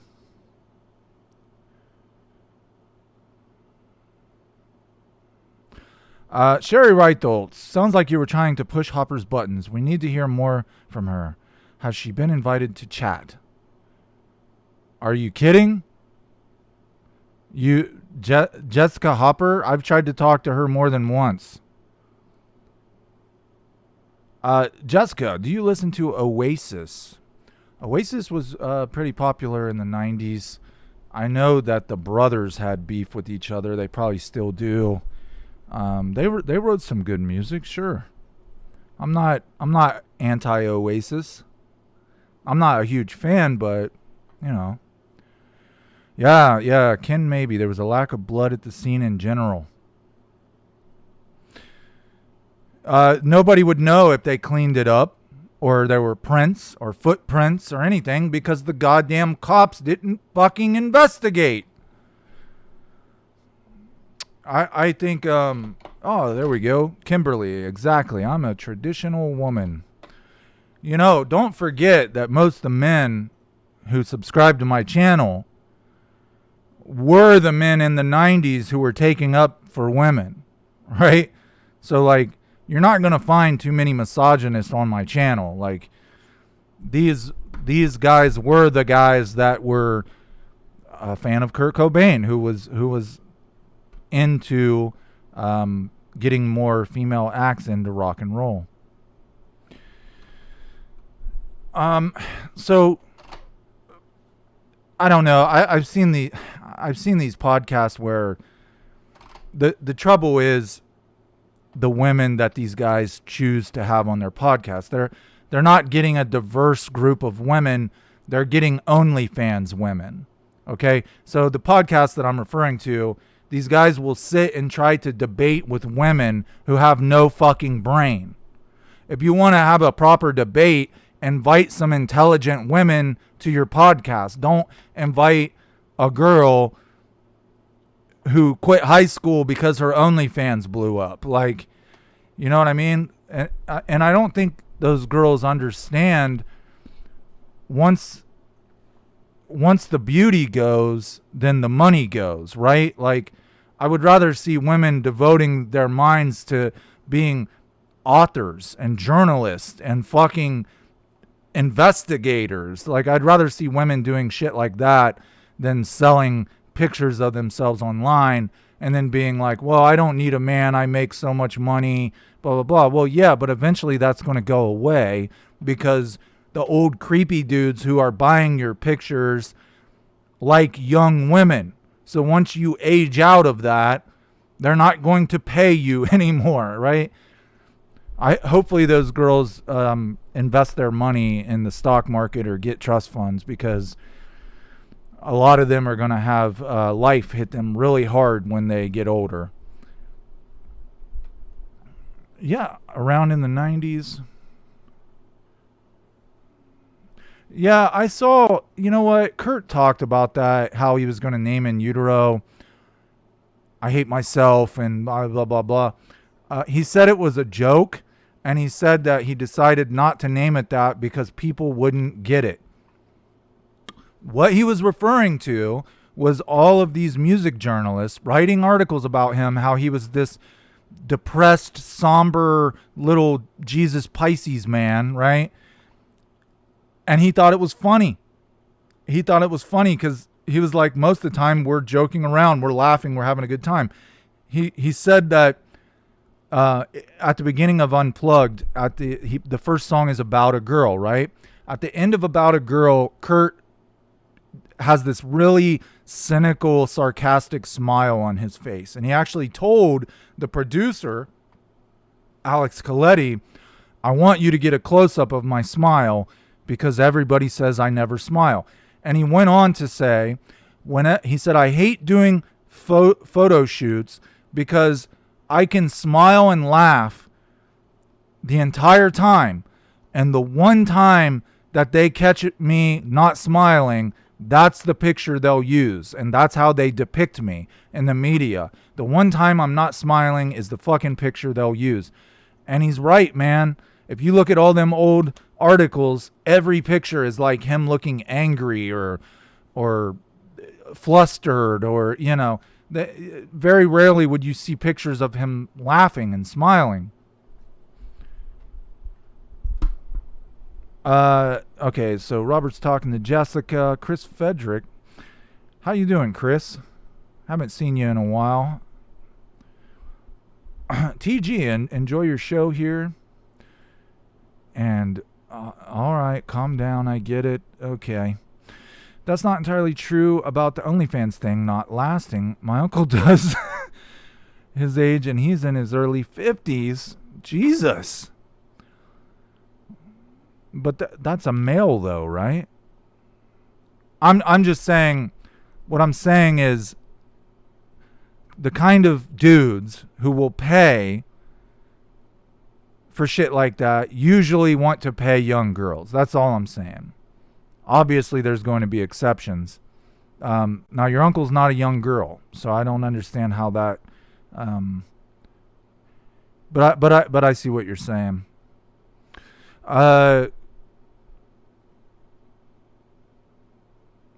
Yeah. You're right. Messy tapes. Wait. Shit.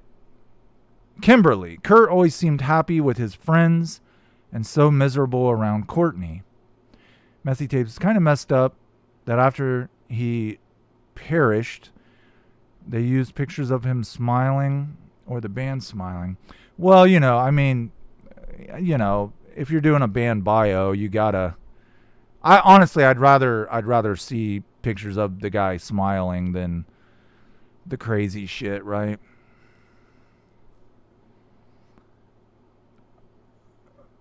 LGUAPO42, you should do that. It's a great idea for a show. I'm not sure if you're talking to me or somebody else.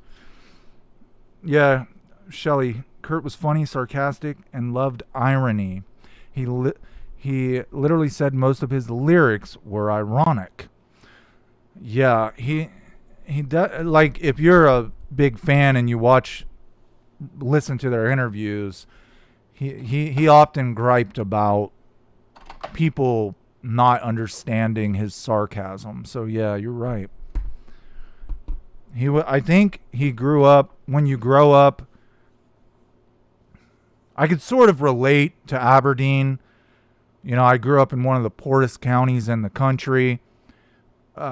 Education, really shitty public schools, redneck mentality, homophobes. I grew up around all that shit.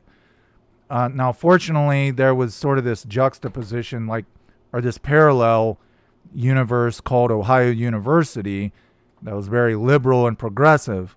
Outside of that university is very redneck and poorly educated. So I think that's why I understand both worlds. When you grow up around that kind of crap, you do become cynical. You become sarcastic. I think often Kurt couldn't relate to the people he grew up around because they were so close-minded. So his way of sort of overcoming that was through sarcasm. You know what I mean? Interesting that Nirvana's last song has controversy around who actually wrote it. You know what's interesting about the last song was the original lyrics were totally different. That's what's interesting about You Know You're Right. And it was much more direct. Like the original lyrics Kurt had written down to that song left no doubt that he was talking about his relationship with Courtney Love. And then once they actually recorded it, he kind of made the lyrics more vague. I think I posted once. If I didn't, I'll post the original lyrics from an old article I found. It would be great to get Hopper or anyone in that circle to set things straight. Gotta wonder why Courtney is okay leaving Kurt's demise a conspiracy. Absolutely, man.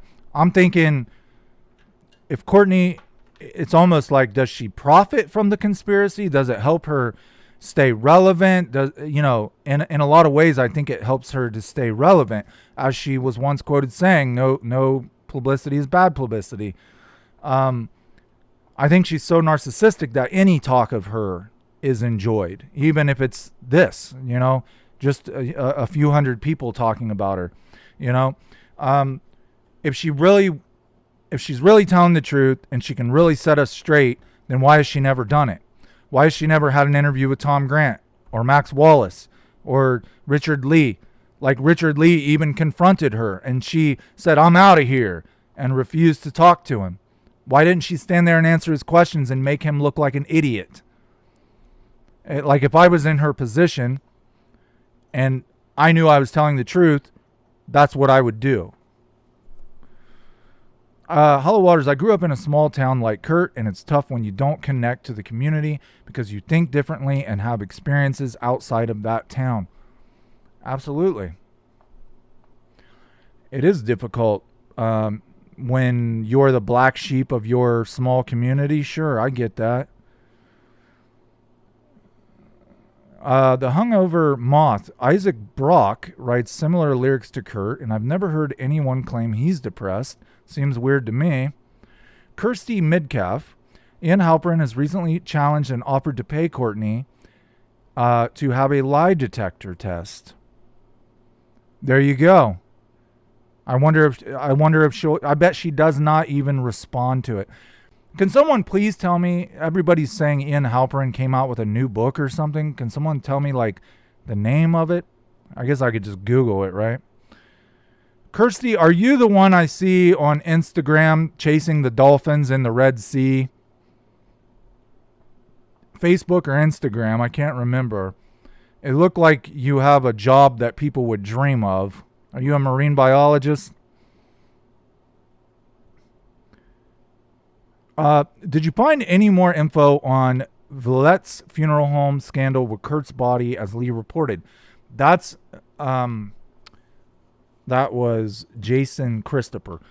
That's why I was trying to get in contact with Richard Lee. If anybody talks to that dude, please tell him, hey, there's this YouTuber named AmericanSpyFox, and he really wants to talk to you. Like, I want to talk to Richard Lee because he was there when it happened. He would know more. From what I understand, the funeral home did pay out a sum of money. Wait. Yeah, I talked to Wallace about this, right? According to Wallace, that he thinks that shit really did happen. Like, there was apparently a couple dudes who were supposed to be watching Kurt's body who messed with his body and maybe trimmed his fingernails and his hair and played Pearl Jam music and carried his corpse. Like, just nasty things. Like, I shouldn't have even said that. It might fuck up this whole video, but yeah, I believe the funeral home did pay out a sum of money to Kurt's mother.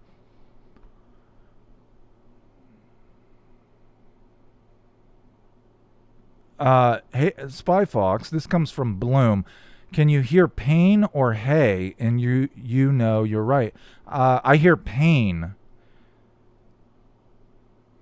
Is he saying hey? I've always thought that he's saying pain.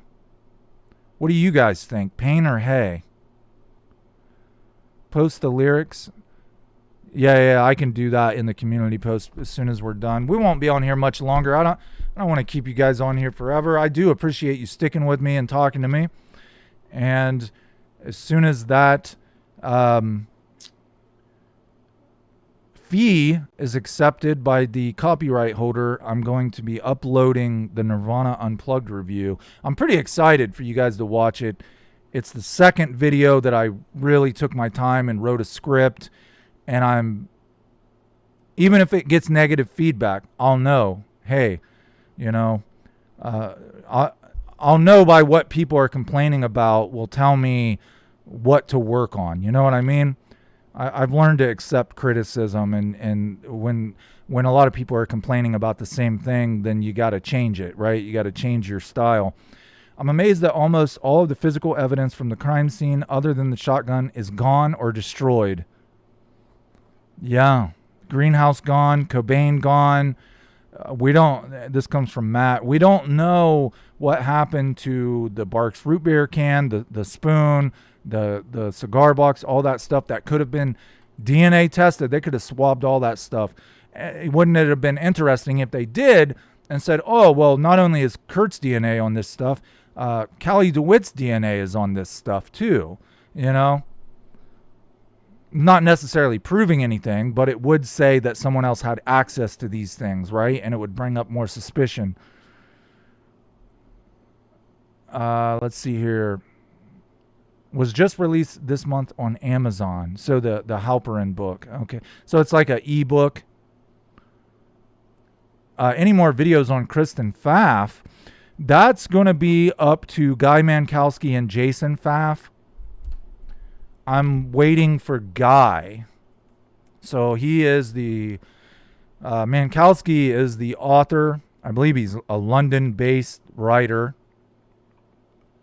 He is the author that has worked with Kristen Pfaff's brother, Jason, the mother, her name escapes me right now. They gave him access, full access to Kristen's journal, the one that was found with the pages torn out. He says that once the book is, once they have a published, a date for release, he will then come on my channel and do an interview with me. And this guy, unlike Wallace, I don't think this guy's going to take up for Courtney Love. And I know, like, it's not necessarily Wallace was taking up for Courtney Love. There was just a lot of weird shit about how well respected she is. She is not well respected. I mean, even the Rock and Roll Hall of Fame doesn't respect her, right? How is your petition going? David Zunick, when are you taking it to the police? Well, the goal is 50,000 signatures, and we have 7,000. So this is obviously going to be something that's going to take quite some time. I was really shocked, seeing how my channel has 50,000 subscribers. I was really shocked only 7,000 people were willing to sign it. So Jason, he had converted to Greek Orthodox, paperback and Kindle. Okay. I loved your video about the contents of the unplugged guitar case. No one else did that. Man, I totally forgot I even wrote that video. Well, I didn't write it. I improv'd. I think the only video I've ever actually written a script to is the AIC review and the Nirvana review. But yeah, man, I totally forgot that video even existed. Yeah, with the little silverware that was in it and all that stuff. That was kind of interesting, wasn't it? There's a YouTube channel I found that has a lot of Courtney Howard Stern interviews from late 90s and early 2000s. Watched one where they brought up Francis, Messy Tapes. If you know the name of the YouTube channel, post it. I've been in the same room as Courtney before. This is coming from Barry James, official. Her manager brought me back. He was a nice dude. She stared at me for a while. I felt stinking after that. Check out the podcast, 5.5 hour detail of Kurt Cobain's death. Yeah, that's the thing. There's so many. I mean, look at all the videos I've written in the Nirvana series. There's 19 of them total. I don't know how many hours it accounts for. Probably, I'd say at least 8-9 hours, right? If you wanted to go over everything, it would probably take 5.5 hours if you quickly went over it. But 3 or 4 of those videos have been removed. Like they didn't even like warn me or like ask me to like edit something, nothing. It's just like removed.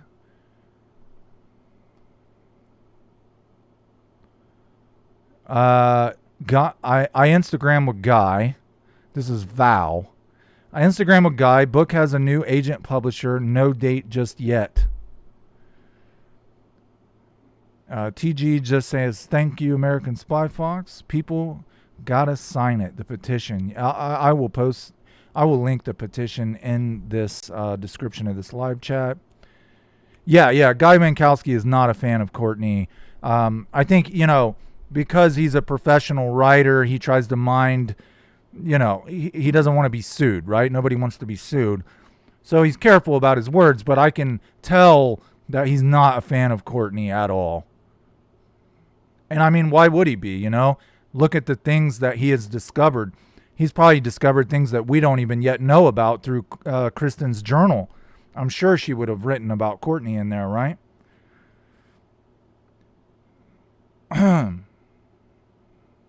My voice is starting to crack a little. I might have to get off here soon, guys. I'm starting to lose my voice. Johnny Melancholy says he's at work. I loved how when Howard Stern would have her on, or I loved how Stern would have her on, they would play spinning plates over her rambling and laugh at her. Have you ever seen the Howard Stern interview where he really tries to help her? Like he actually seems concerned about her mental health. And he says, she's talking about being sued by her own attorney, being sued for defamation of character. She went on Twitter and said all these things that weren't true, and people actually sued her for lying about them. And Howard was like, Courtney, why are you doing this? Why do you keep putting yourself in the same situation? Don't you know that the definition of insanity is doing the same things over and over again and expecting a different result? And it just goes right over her head. She's like, well, I'm doing better now. And he's like, you should have somebody edit your tweets. Like, don't control your Twitter yourself. Have a PR person who censors you. And to this day, she does not do that. And she still gets in trouble. She deletes things from social media all the time. She'll lie about somebody or some situation. And then as soon as the lie is found out, she'll delete it. And her fans act like it never happened. Good handyman can make around $1 to $2 grand a day. Good skills to have. Man, I grew up when I was growing up.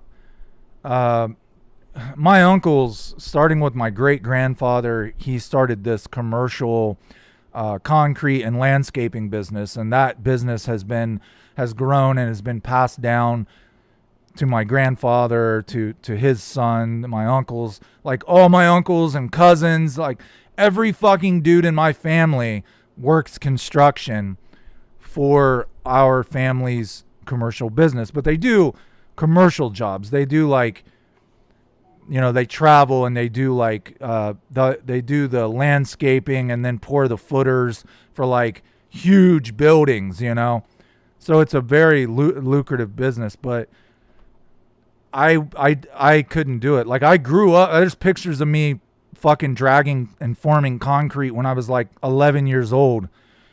And my grandpa died when he was like 62 or 63, kind of young. And one of the last things he said to me was, Charles, you are too smart to be working construction. Don't work construction. You'll die young like me. He ruined his body, man. He made good money. I mean, my uncles and grandfather even race cars. Like they're race car drivers. They have fucking race cars with like $15,000 engines in them. But they're all broken and beaten down, man. Their hands are cracked and calloused. Their backs are fucked up. They can't walk correctly anymore. It's like it's a young man's job. Construction business is a young man's game. And unless you become a contractor and then you're just a foreman bossing everybody else around, you don't want to stay in construction your whole life. Yeah, you can make good money, but you're going to kill yourself.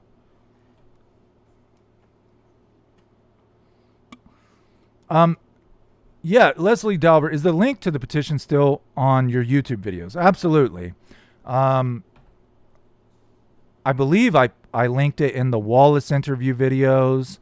I need to link it in the newest Courtney Love video. I may have forgot to do that. Yeah, Messy Tapes. I saw that interview where she did that. Stern tried to help and she flipped out and started screaming and crying about, don't talk about my daughter. And Stern said, I'm not. Listen. And she imploded. Yeah, crazy people disengage, right? When you try to speak logic to a person who's behaving illogically, they just disengage. Or blame you of something, try to accuse you of something.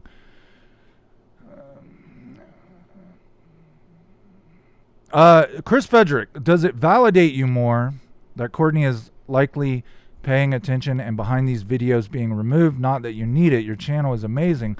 I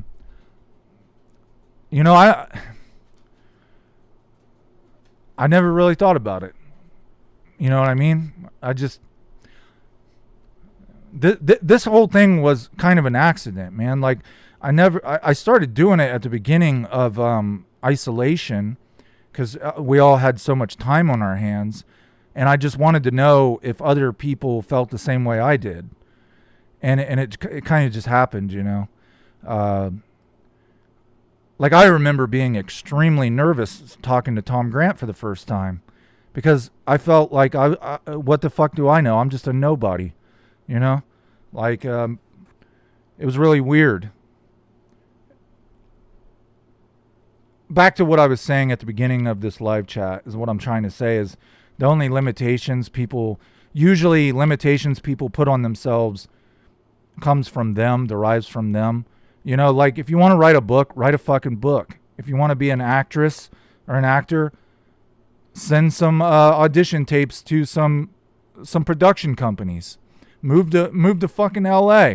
Like, I've just, for the longest time, I just thought, like, why do people even watch my videos? Like, I don't find myself interesting.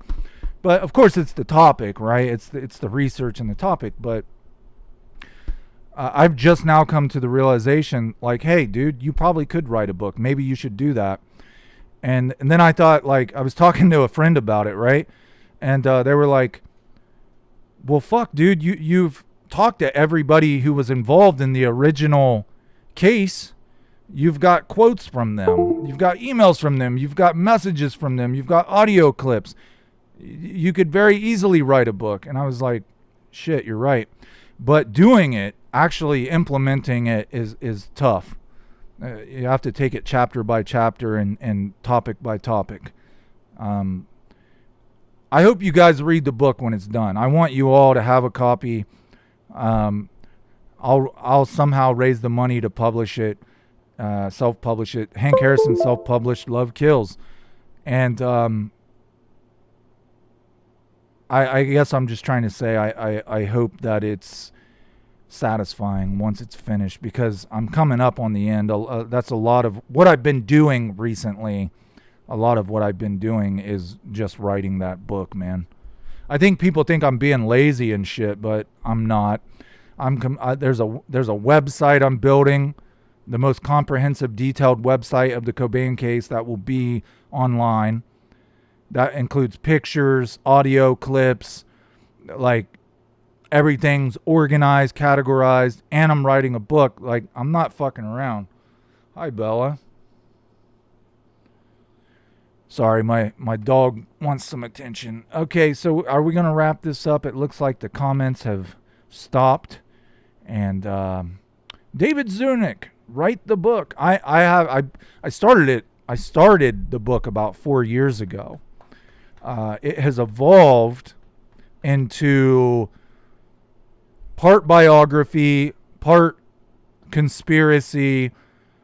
There's a section on Tom Grant, which that reminds me, I need to email him and ask him if he would provide me some more information about his life, because I have like a chapter on Tom Grant. And so it's kind of like Kurt biography up to Seattle music scene, and then it will involve like other people that Kurt knew in the Seattle scene into what we're talking about now. So it's sort of like 3 things put into one big book. And I just want to see if I can do it, man. I want to accomplish. That's my biggest goal, you know, besides being a good dad and raising respectable children that aren't fucking assholes. I want to be able to say, I wrote a book, people liked it, you know? Yes, Wild Omen is sending his power to me. Thank you. Fat Mike, a new kind of war. Fat Mike from NoFX implied Courtney may have done it. I saw Fat Mike on video talking about Courtney. Yes, you did. He's actually talking about El Duce in that clip. He was suggesting that Courtney Love had something to do with El Duce's passing. I believe that's very likely that Courtney had something to do with El Duce, because El Duce had been in contact with the FBI. Remember, the guy who gave El Duce his lie detector test, apparently paid for by Max Wallace's financial backers. And that's another thing. Apparently paid for by Max Wallace's financial backers. Dr. Edward Gelb was an FBI agent who taught other FBI agents how to properly administer a polygraph test. That's the fucking guy who gave El Duce his lie detector test. So I could see that worrying Courtney very much. Like, this, we need to get rid of this guy. He's talking to important people, right? That brings me to another point. People have asked me, I'm not quite sure why they asked me, because I've never authored a book, but I've had people email me and ask how they would get in touch. Oh, thank you, Kirsty Midcalf. How they would get in touch with somebody who could help them write a book or publish a book. And the answer to that is you need to get an agent. Now, here's the thing about writing books and getting them published. It is a closed society. You can think of it as an elitist society. You either know people or you do not. Okay, especially in today's age where it's so easy for people to just sell their ebooks on Amazon and shit like that. That's the route most people go. They don't even have an agent. They just write it. They put it for sale. If it sells, it sells. If it don't, it don't. I want a traditional paperback or even hardcover book that I can hand to people. Like, I want to be able to go up to somebody and hand them my book and say, you should read this sometime, you know? I don't have an agent, obviously. So it's a matter of self-publishing. There are companies like Barnes and Noble and others. They'll charge you anywhere from, like, whether it's paperback or hard book would depend, but anywhere from, like, you know, $8 to like $12 a copy. And you can pay them and publish 1,000 books. Pay them to publish your books, and then you can sell them or give them away or whatever you want. Now, the point I was trying to make is a lot of these agents and these publishers only fuck with certain circles. So you're never going to get in their circle, right? Even I think J.K. Rowling was denied publishing several times before anybody fucked with Harry Potter. That's her name, right? J.K. Rowling. Do an ebook, start a blog, make a website, start a blog, start writing on it once every 2 weeks, once a month, and then build a reputation for yourself. Did my whole thing just fuck up? Sorry about that. My camera looked like it just froze. Oh shit, did I miss something? I'm sorry. I was ranting. Somebody posted $27 or something, but for some reason I'm not. Oh, sorry about that, dude. Okay. We're messing up. DLL Records. If you can hear me, he just donated $27. Thank you so much for that, dude. And if you can't hear me, I apologize.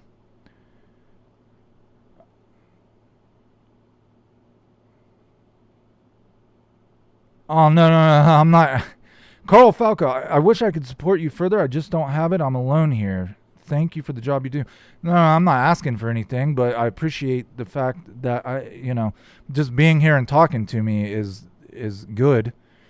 I'm just saying that what I'm trying to tell people is those publishing circles, they're very hard to get into.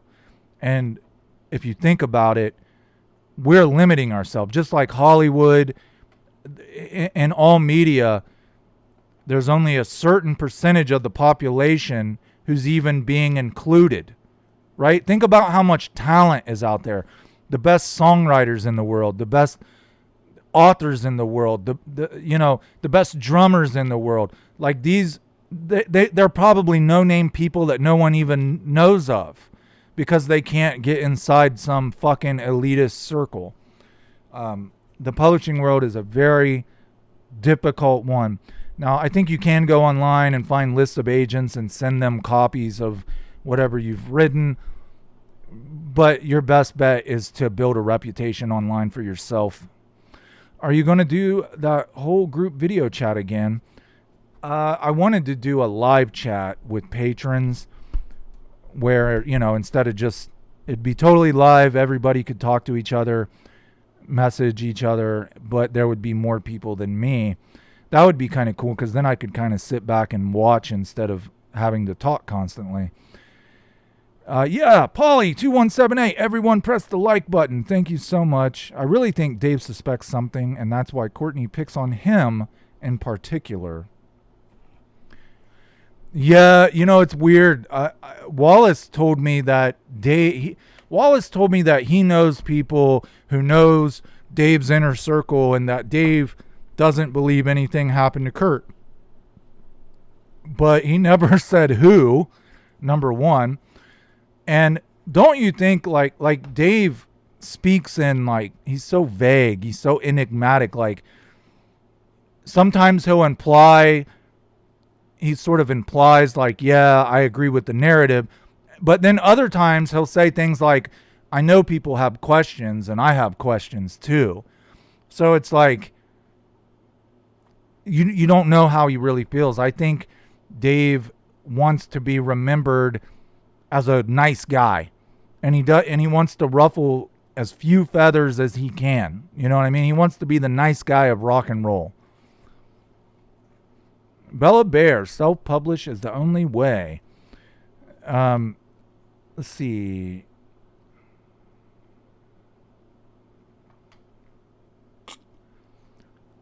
Okay. All right.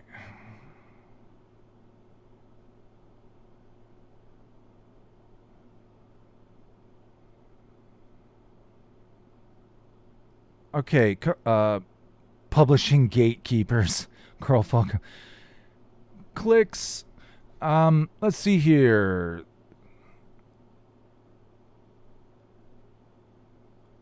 Tracy D. Give him a thumbs up. He always gives us good, well-researched information. Yeah, I don't know. Now I'm talking to myself. Sorry, I got to talk out loud. Okay, Sarah Thelen, you have to buy The Writer's Market, a Yellow Pages sized book to find places that accept writing and list all their specifics. So you have to buy a fucking book to learn how to publish a book. That's some bullshit. You could find that information for free. You can get list of, I forget what they call them, but they're people who all they do is read material, and then if they find something good, they'll pass it to an actual agent. That's crazy that somebody's selling a book to help you figure out how to sell a book.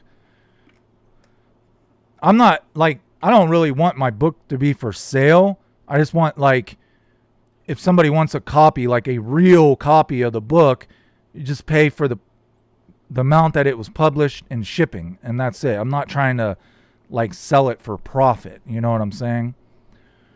Yeah, she's always trying to sue Dave. I think she learned her lesson with that, though.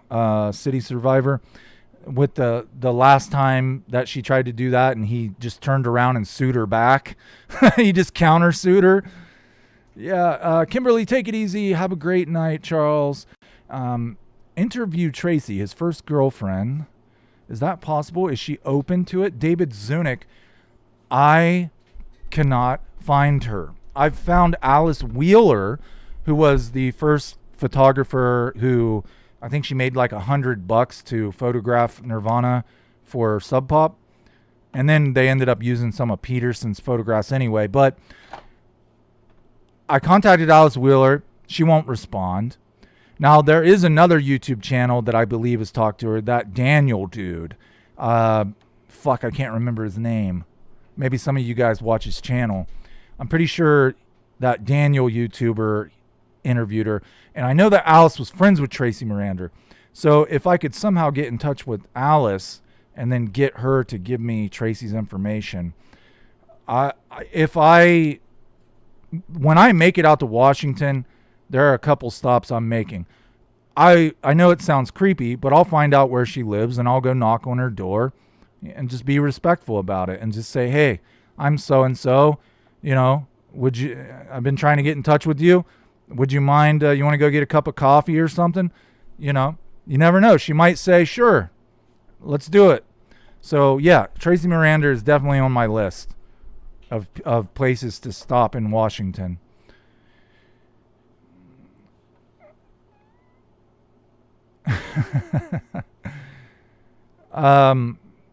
Maybe check out University Writing Publishing Circles. There's bound to be publishers for new writers.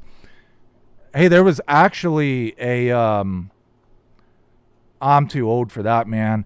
There's a local magazine at Ohio University, a quarterly magazine, and I happened to pick up one of them, and it said on the back, we're looking to hire people.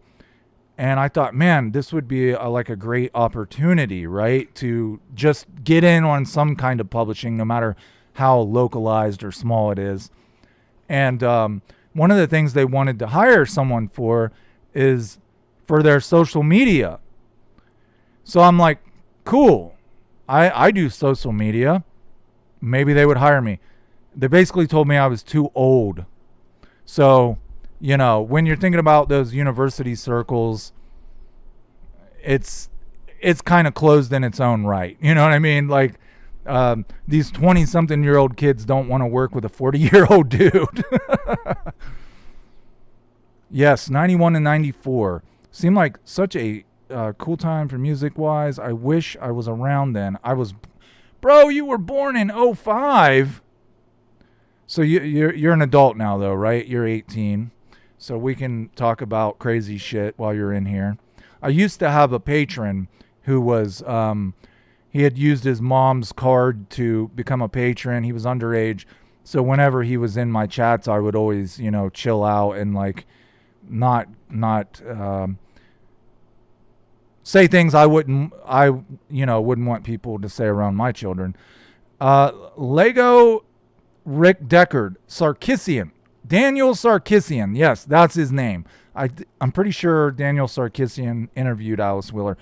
But I don't think he ever talks about the conspiracy. He's one of those PC channels who's too afraid, probably doesn't want his videos to be demonetized. That's usually what it comes down to.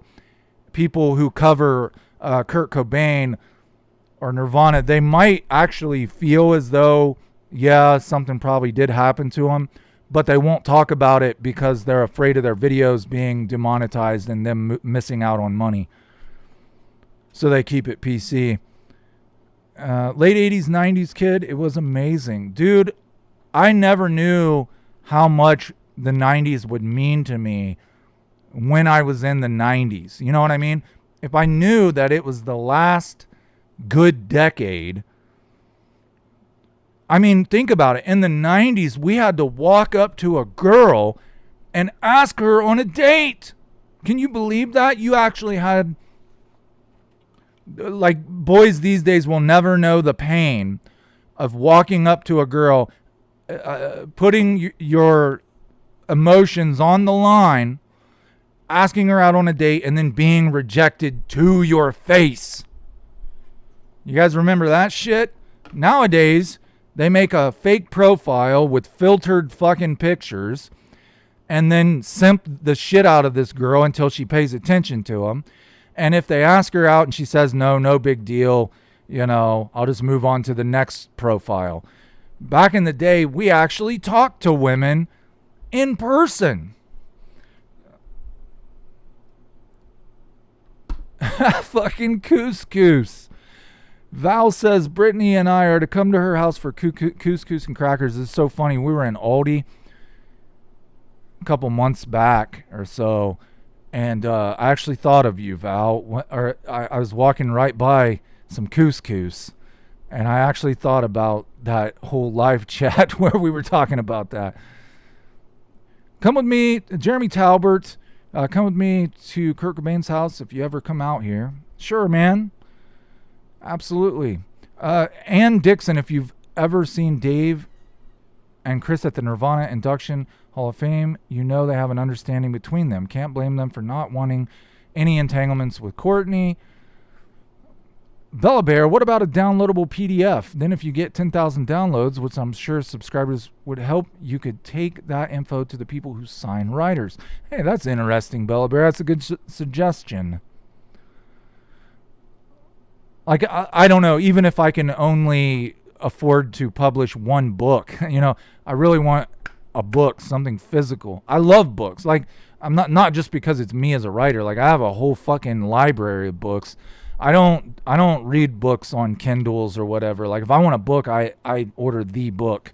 There are people like that who are just, they're just kind of weird. Like, I enjoy flipping the pages. I enjoy the smell of the paper. Like, it's, you know, call me destroying the environment or whatever, but, you know. Let's see. Oh, the writer's market costs around $60. Has been the best way for over 50 years now, says Sarah Thelen. My heart is broke, but I have some glue. Lessons learned. Wish me luck. Kyle. A vid on the dynamics between Lane and Jerry would be cool. Maybe you haven't seen all the Alice in Chains videos. I've actually talked about their harmonizing and where they got it from. Like, how they came up with the whole Alice in Chains vocals is in a video on my channel. Look at the Alice in Chains playlist. Lane was stifled creatively. That led to resentments and distance with him and AIC. Yeah, I think some of it was the drugs, but they were all doing drugs, right? I think Lane was just maybe a little more overindulgent. And he did do the Mad Season thing. So, and Mad Season's a lot different than Alice in Chains, you know? At the one of the last interviews Lane gave, he said he was writing music. He had actually built a recording studio in his apartment, a recording room, and he said he was working on stuff. I don't know if there's any recordings out there. That would be a question for his mom, Nancy McCullum. I saw Nirvana live November 1993, a few weeks before they went to New York and did their Unplugged. Are you serious? Where did you see them at, Matt? I'm so old, shaking my head. The 70s were great too. Polly 2178. I lived in San Francisco from 91 to 95, and yes, that was the best time in music for my taste, says Brian. Getting a date meant you wrote your number on the guy's hand or on a bar napkin. And Dixon. Damn straight it did. And guess what? He didn't text you either, did he? He called you and talked to you.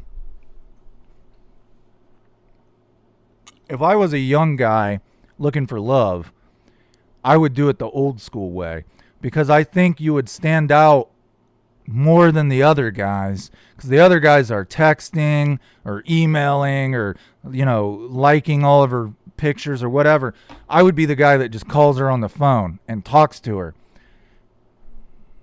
Or when you wanted to call someone, you needed to find a phone. Yeah, it made phone calls special. Got to find that 25-cent payphone. And then if you wanted to call long distance, you had to have a calling card, or you had to pump a bunch of quarters and dimes and nickels in. And then the operator would come on like 30 seconds later. We need 35 more cents. You can self-publish on Amazon. Courtney did it. Chris Turner. I was 21 and 91. Yeah. See, Yanaha Kai, I don't know how to pronounce that last. DZIL. I love books too. See, book people get it. It's a weird thing. Even like when we moved, man, my family was so pissed at me because I had boxes and boxes of books, and they're heavy, right? I had to bring all my books with me. I don't know why. I'm just one of those people that has to have a library.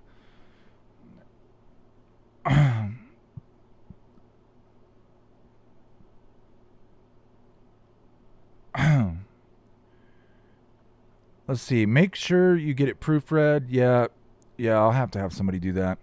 I miss old connections like humans used to do. DLL Records. Talking about a love of books, I expected the sentence to be called... okay.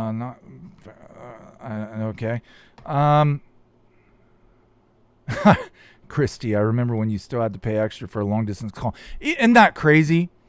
Isn't that crazy now? If you made a long-distance call, your parents would be pissed. Or they'd be like sitting right beside you, like telling you to hurry up. And now you can just call anybody, like just from anywhere, you know? It's like the thought of a long-distance call is so medieval, you know? So old school. That's why I don't date anymore. People operate differently these days. Neon flowers.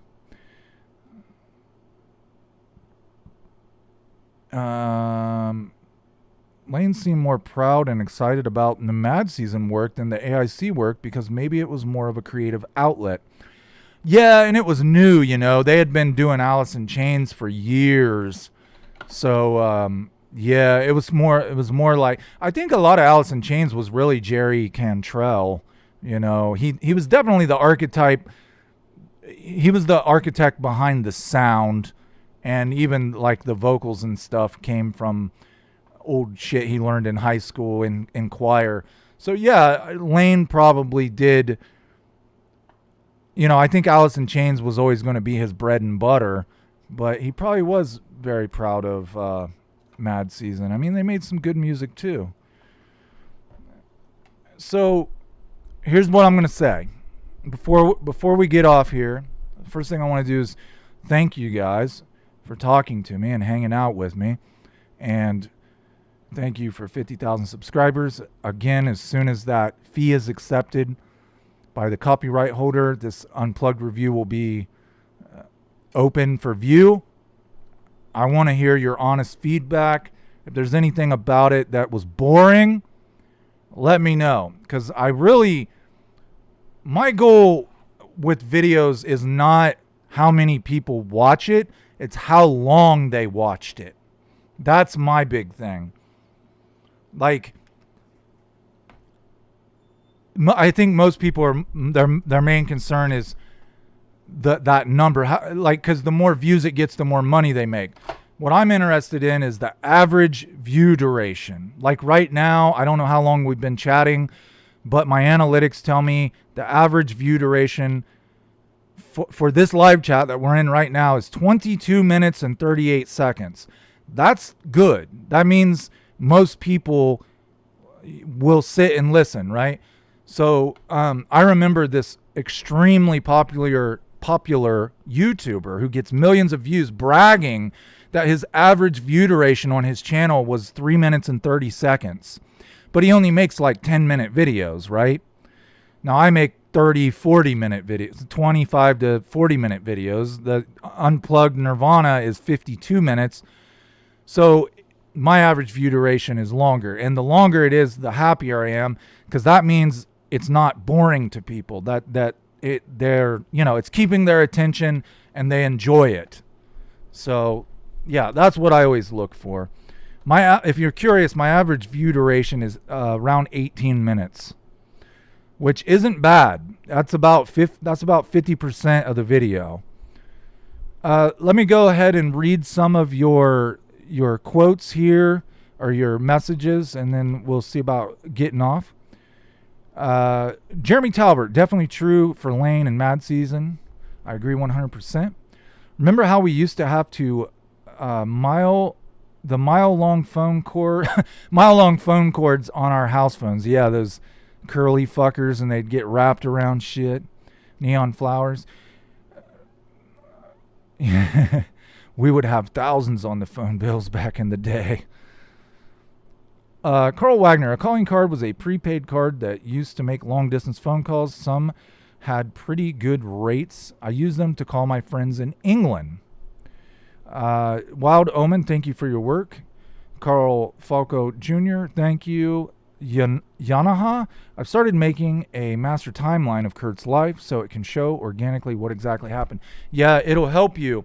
Making timelines really will help you understand everything better, because you'll be like, okay, this led to that, which led to this, and have your little branching, subtopics coming off of it from each major event. That's how I started writing the book, was by making a timeline with branching details.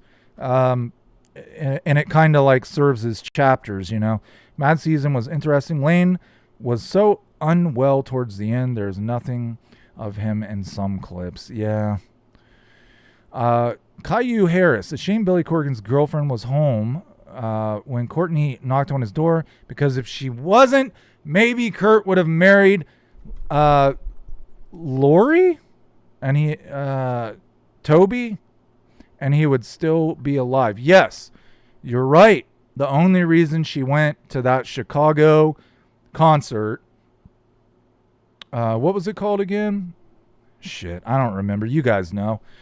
The Metro. The only fucking reason Courtney went there and met Kurt, and they ended up going home to the hotel together, especially even according to Danny Goldberg, this is when they met and became official, is because Billy Corgan rejected her. Had Billy let her in the hotel room, she wouldn't have went to Kurt. Things could have ended up totally different. That fucking butterfly effect, man. Is it true you heard David Grohl recently say about the fans want answers? He says, frankly, I do too. Yeah, it's in a video I made. I don't remember which one, but within the last 4 to 6 months, I made a video with Dave saying exactly that in a clip. Hey, from Kamloops, British Columbia, keep up the great work. Sabato Puela. I hope I said all that right. As a member, thank you very much. Carl Wagner. Okay, that's not for me. Leslie Dalbert, thank you for your strength in your videos. Jason Ladd, I'd be interested in your top 10 albums. Damn, dude, you read my mind. I actually wrote out a list of it was top 15 though. Top 15 grunge albums. But I didn't think about making a video because I didn't think anybody'd be interested. But yeah, that would be cool. I could make a top 10, and then usually people will just say, this is number 10, this is number 9, maybe play a clip of their music. I would give like a little bio on each band and each album, with each number. That would be cool. Yeah, I thought about that too. Damn that day. I'm glad Billy Corgan was smart enough to do that. Well, he's not smart enough to stay away from Courtney because they're still friends. Let's see. Yeah, October 12th, 91. Messy Tapes. Jarrett Kuhn, so glad to see you now have 50,000 subscribers. The Hunger of Vermont, it was in one of the Wallace videos. Oh, it was. Okay, cool. Thanks. You remembered more than I did. Yeah, I don't think he was that smart. All right, man. So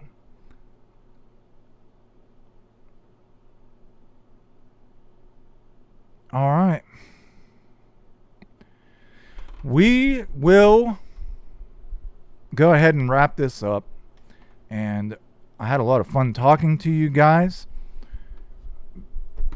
be looking out over the next, I'm hoping, well, I haven't checked today, but I'm hoping within the next day or two. I really can't wait to hear what you guys think of the Nirvana Unplugged review. Let me say this. If it gets to a point where you're uninterested and you feel like you want to turn it off, let me know where that point in the video was, you know, because I'm always trying to like do better. I'm always trying to, you know, make the videos better. So if I could get some feedback like, hey, it became boring here, or you lost me here, this wasn't interesting, you know, I try to keep people watching for as long as possible. So 1 second.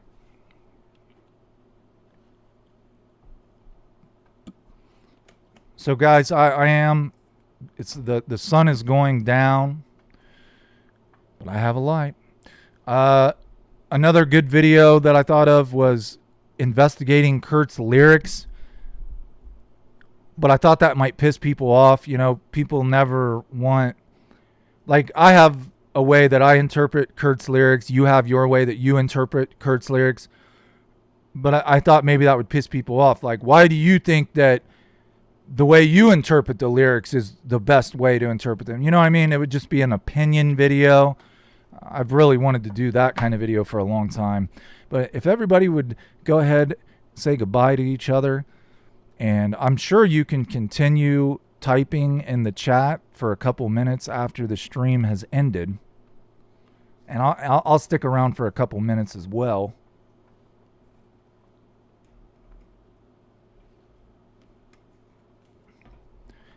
And for you patrons and members, as soon as I figure out how to do a live chat with more than myself, like how I could stream a whole group of people. I know it's possible because I've seen channels do it. Once I figure out how to stream a whole group of people, we will have a big live chat. Then you guys can answer questions and I can sit back and listen. Oh, okay. More Come As You Are book. I can read another chapter, man. No problem. But other than that, I'm going to go ahead and say goodbye. If you have not signed the petition, please do so. I am going to go ahead and copy paste it here in the chat and in the description of this video. Hopefully it's not removed for all the shit we talked about. I don't really care if it's monetized or not. I just don't want it to be blocked. So, yeah. Okay, Kino says, what about a video on handwriting and that the handwriting? We talked about that a little bit earlier in the chat. Yeah, I do still have, matter of fact, they're sitting in a folder right here. I compare, I'm no handwriting analysis expert. Like I can tell you my opinion, and I have taken time to compare all the different letters. I literally went through every letter of the alphabet, A, B, C, D, through both of them, the letter, the supposed, you know, S letter and the handwriting. I found things that were peculiar to me, but that might not mean shit to a professional because I'm not an expert, right? So, I mean, I could include that in a video, but I don't think anybody'd take me seriously on it because I'm not an expert. But again, thank you guys so much. And don't forget to tell me what you think about the Nirvana Unplugged video. It's only the second script I've ever written for a video like that, and I'd like to get some feedback. See you in the next one, guys. Go ahead, chat to each other, say goodbye. I'll stick around for a couple minutes. Until next time, bye-bye.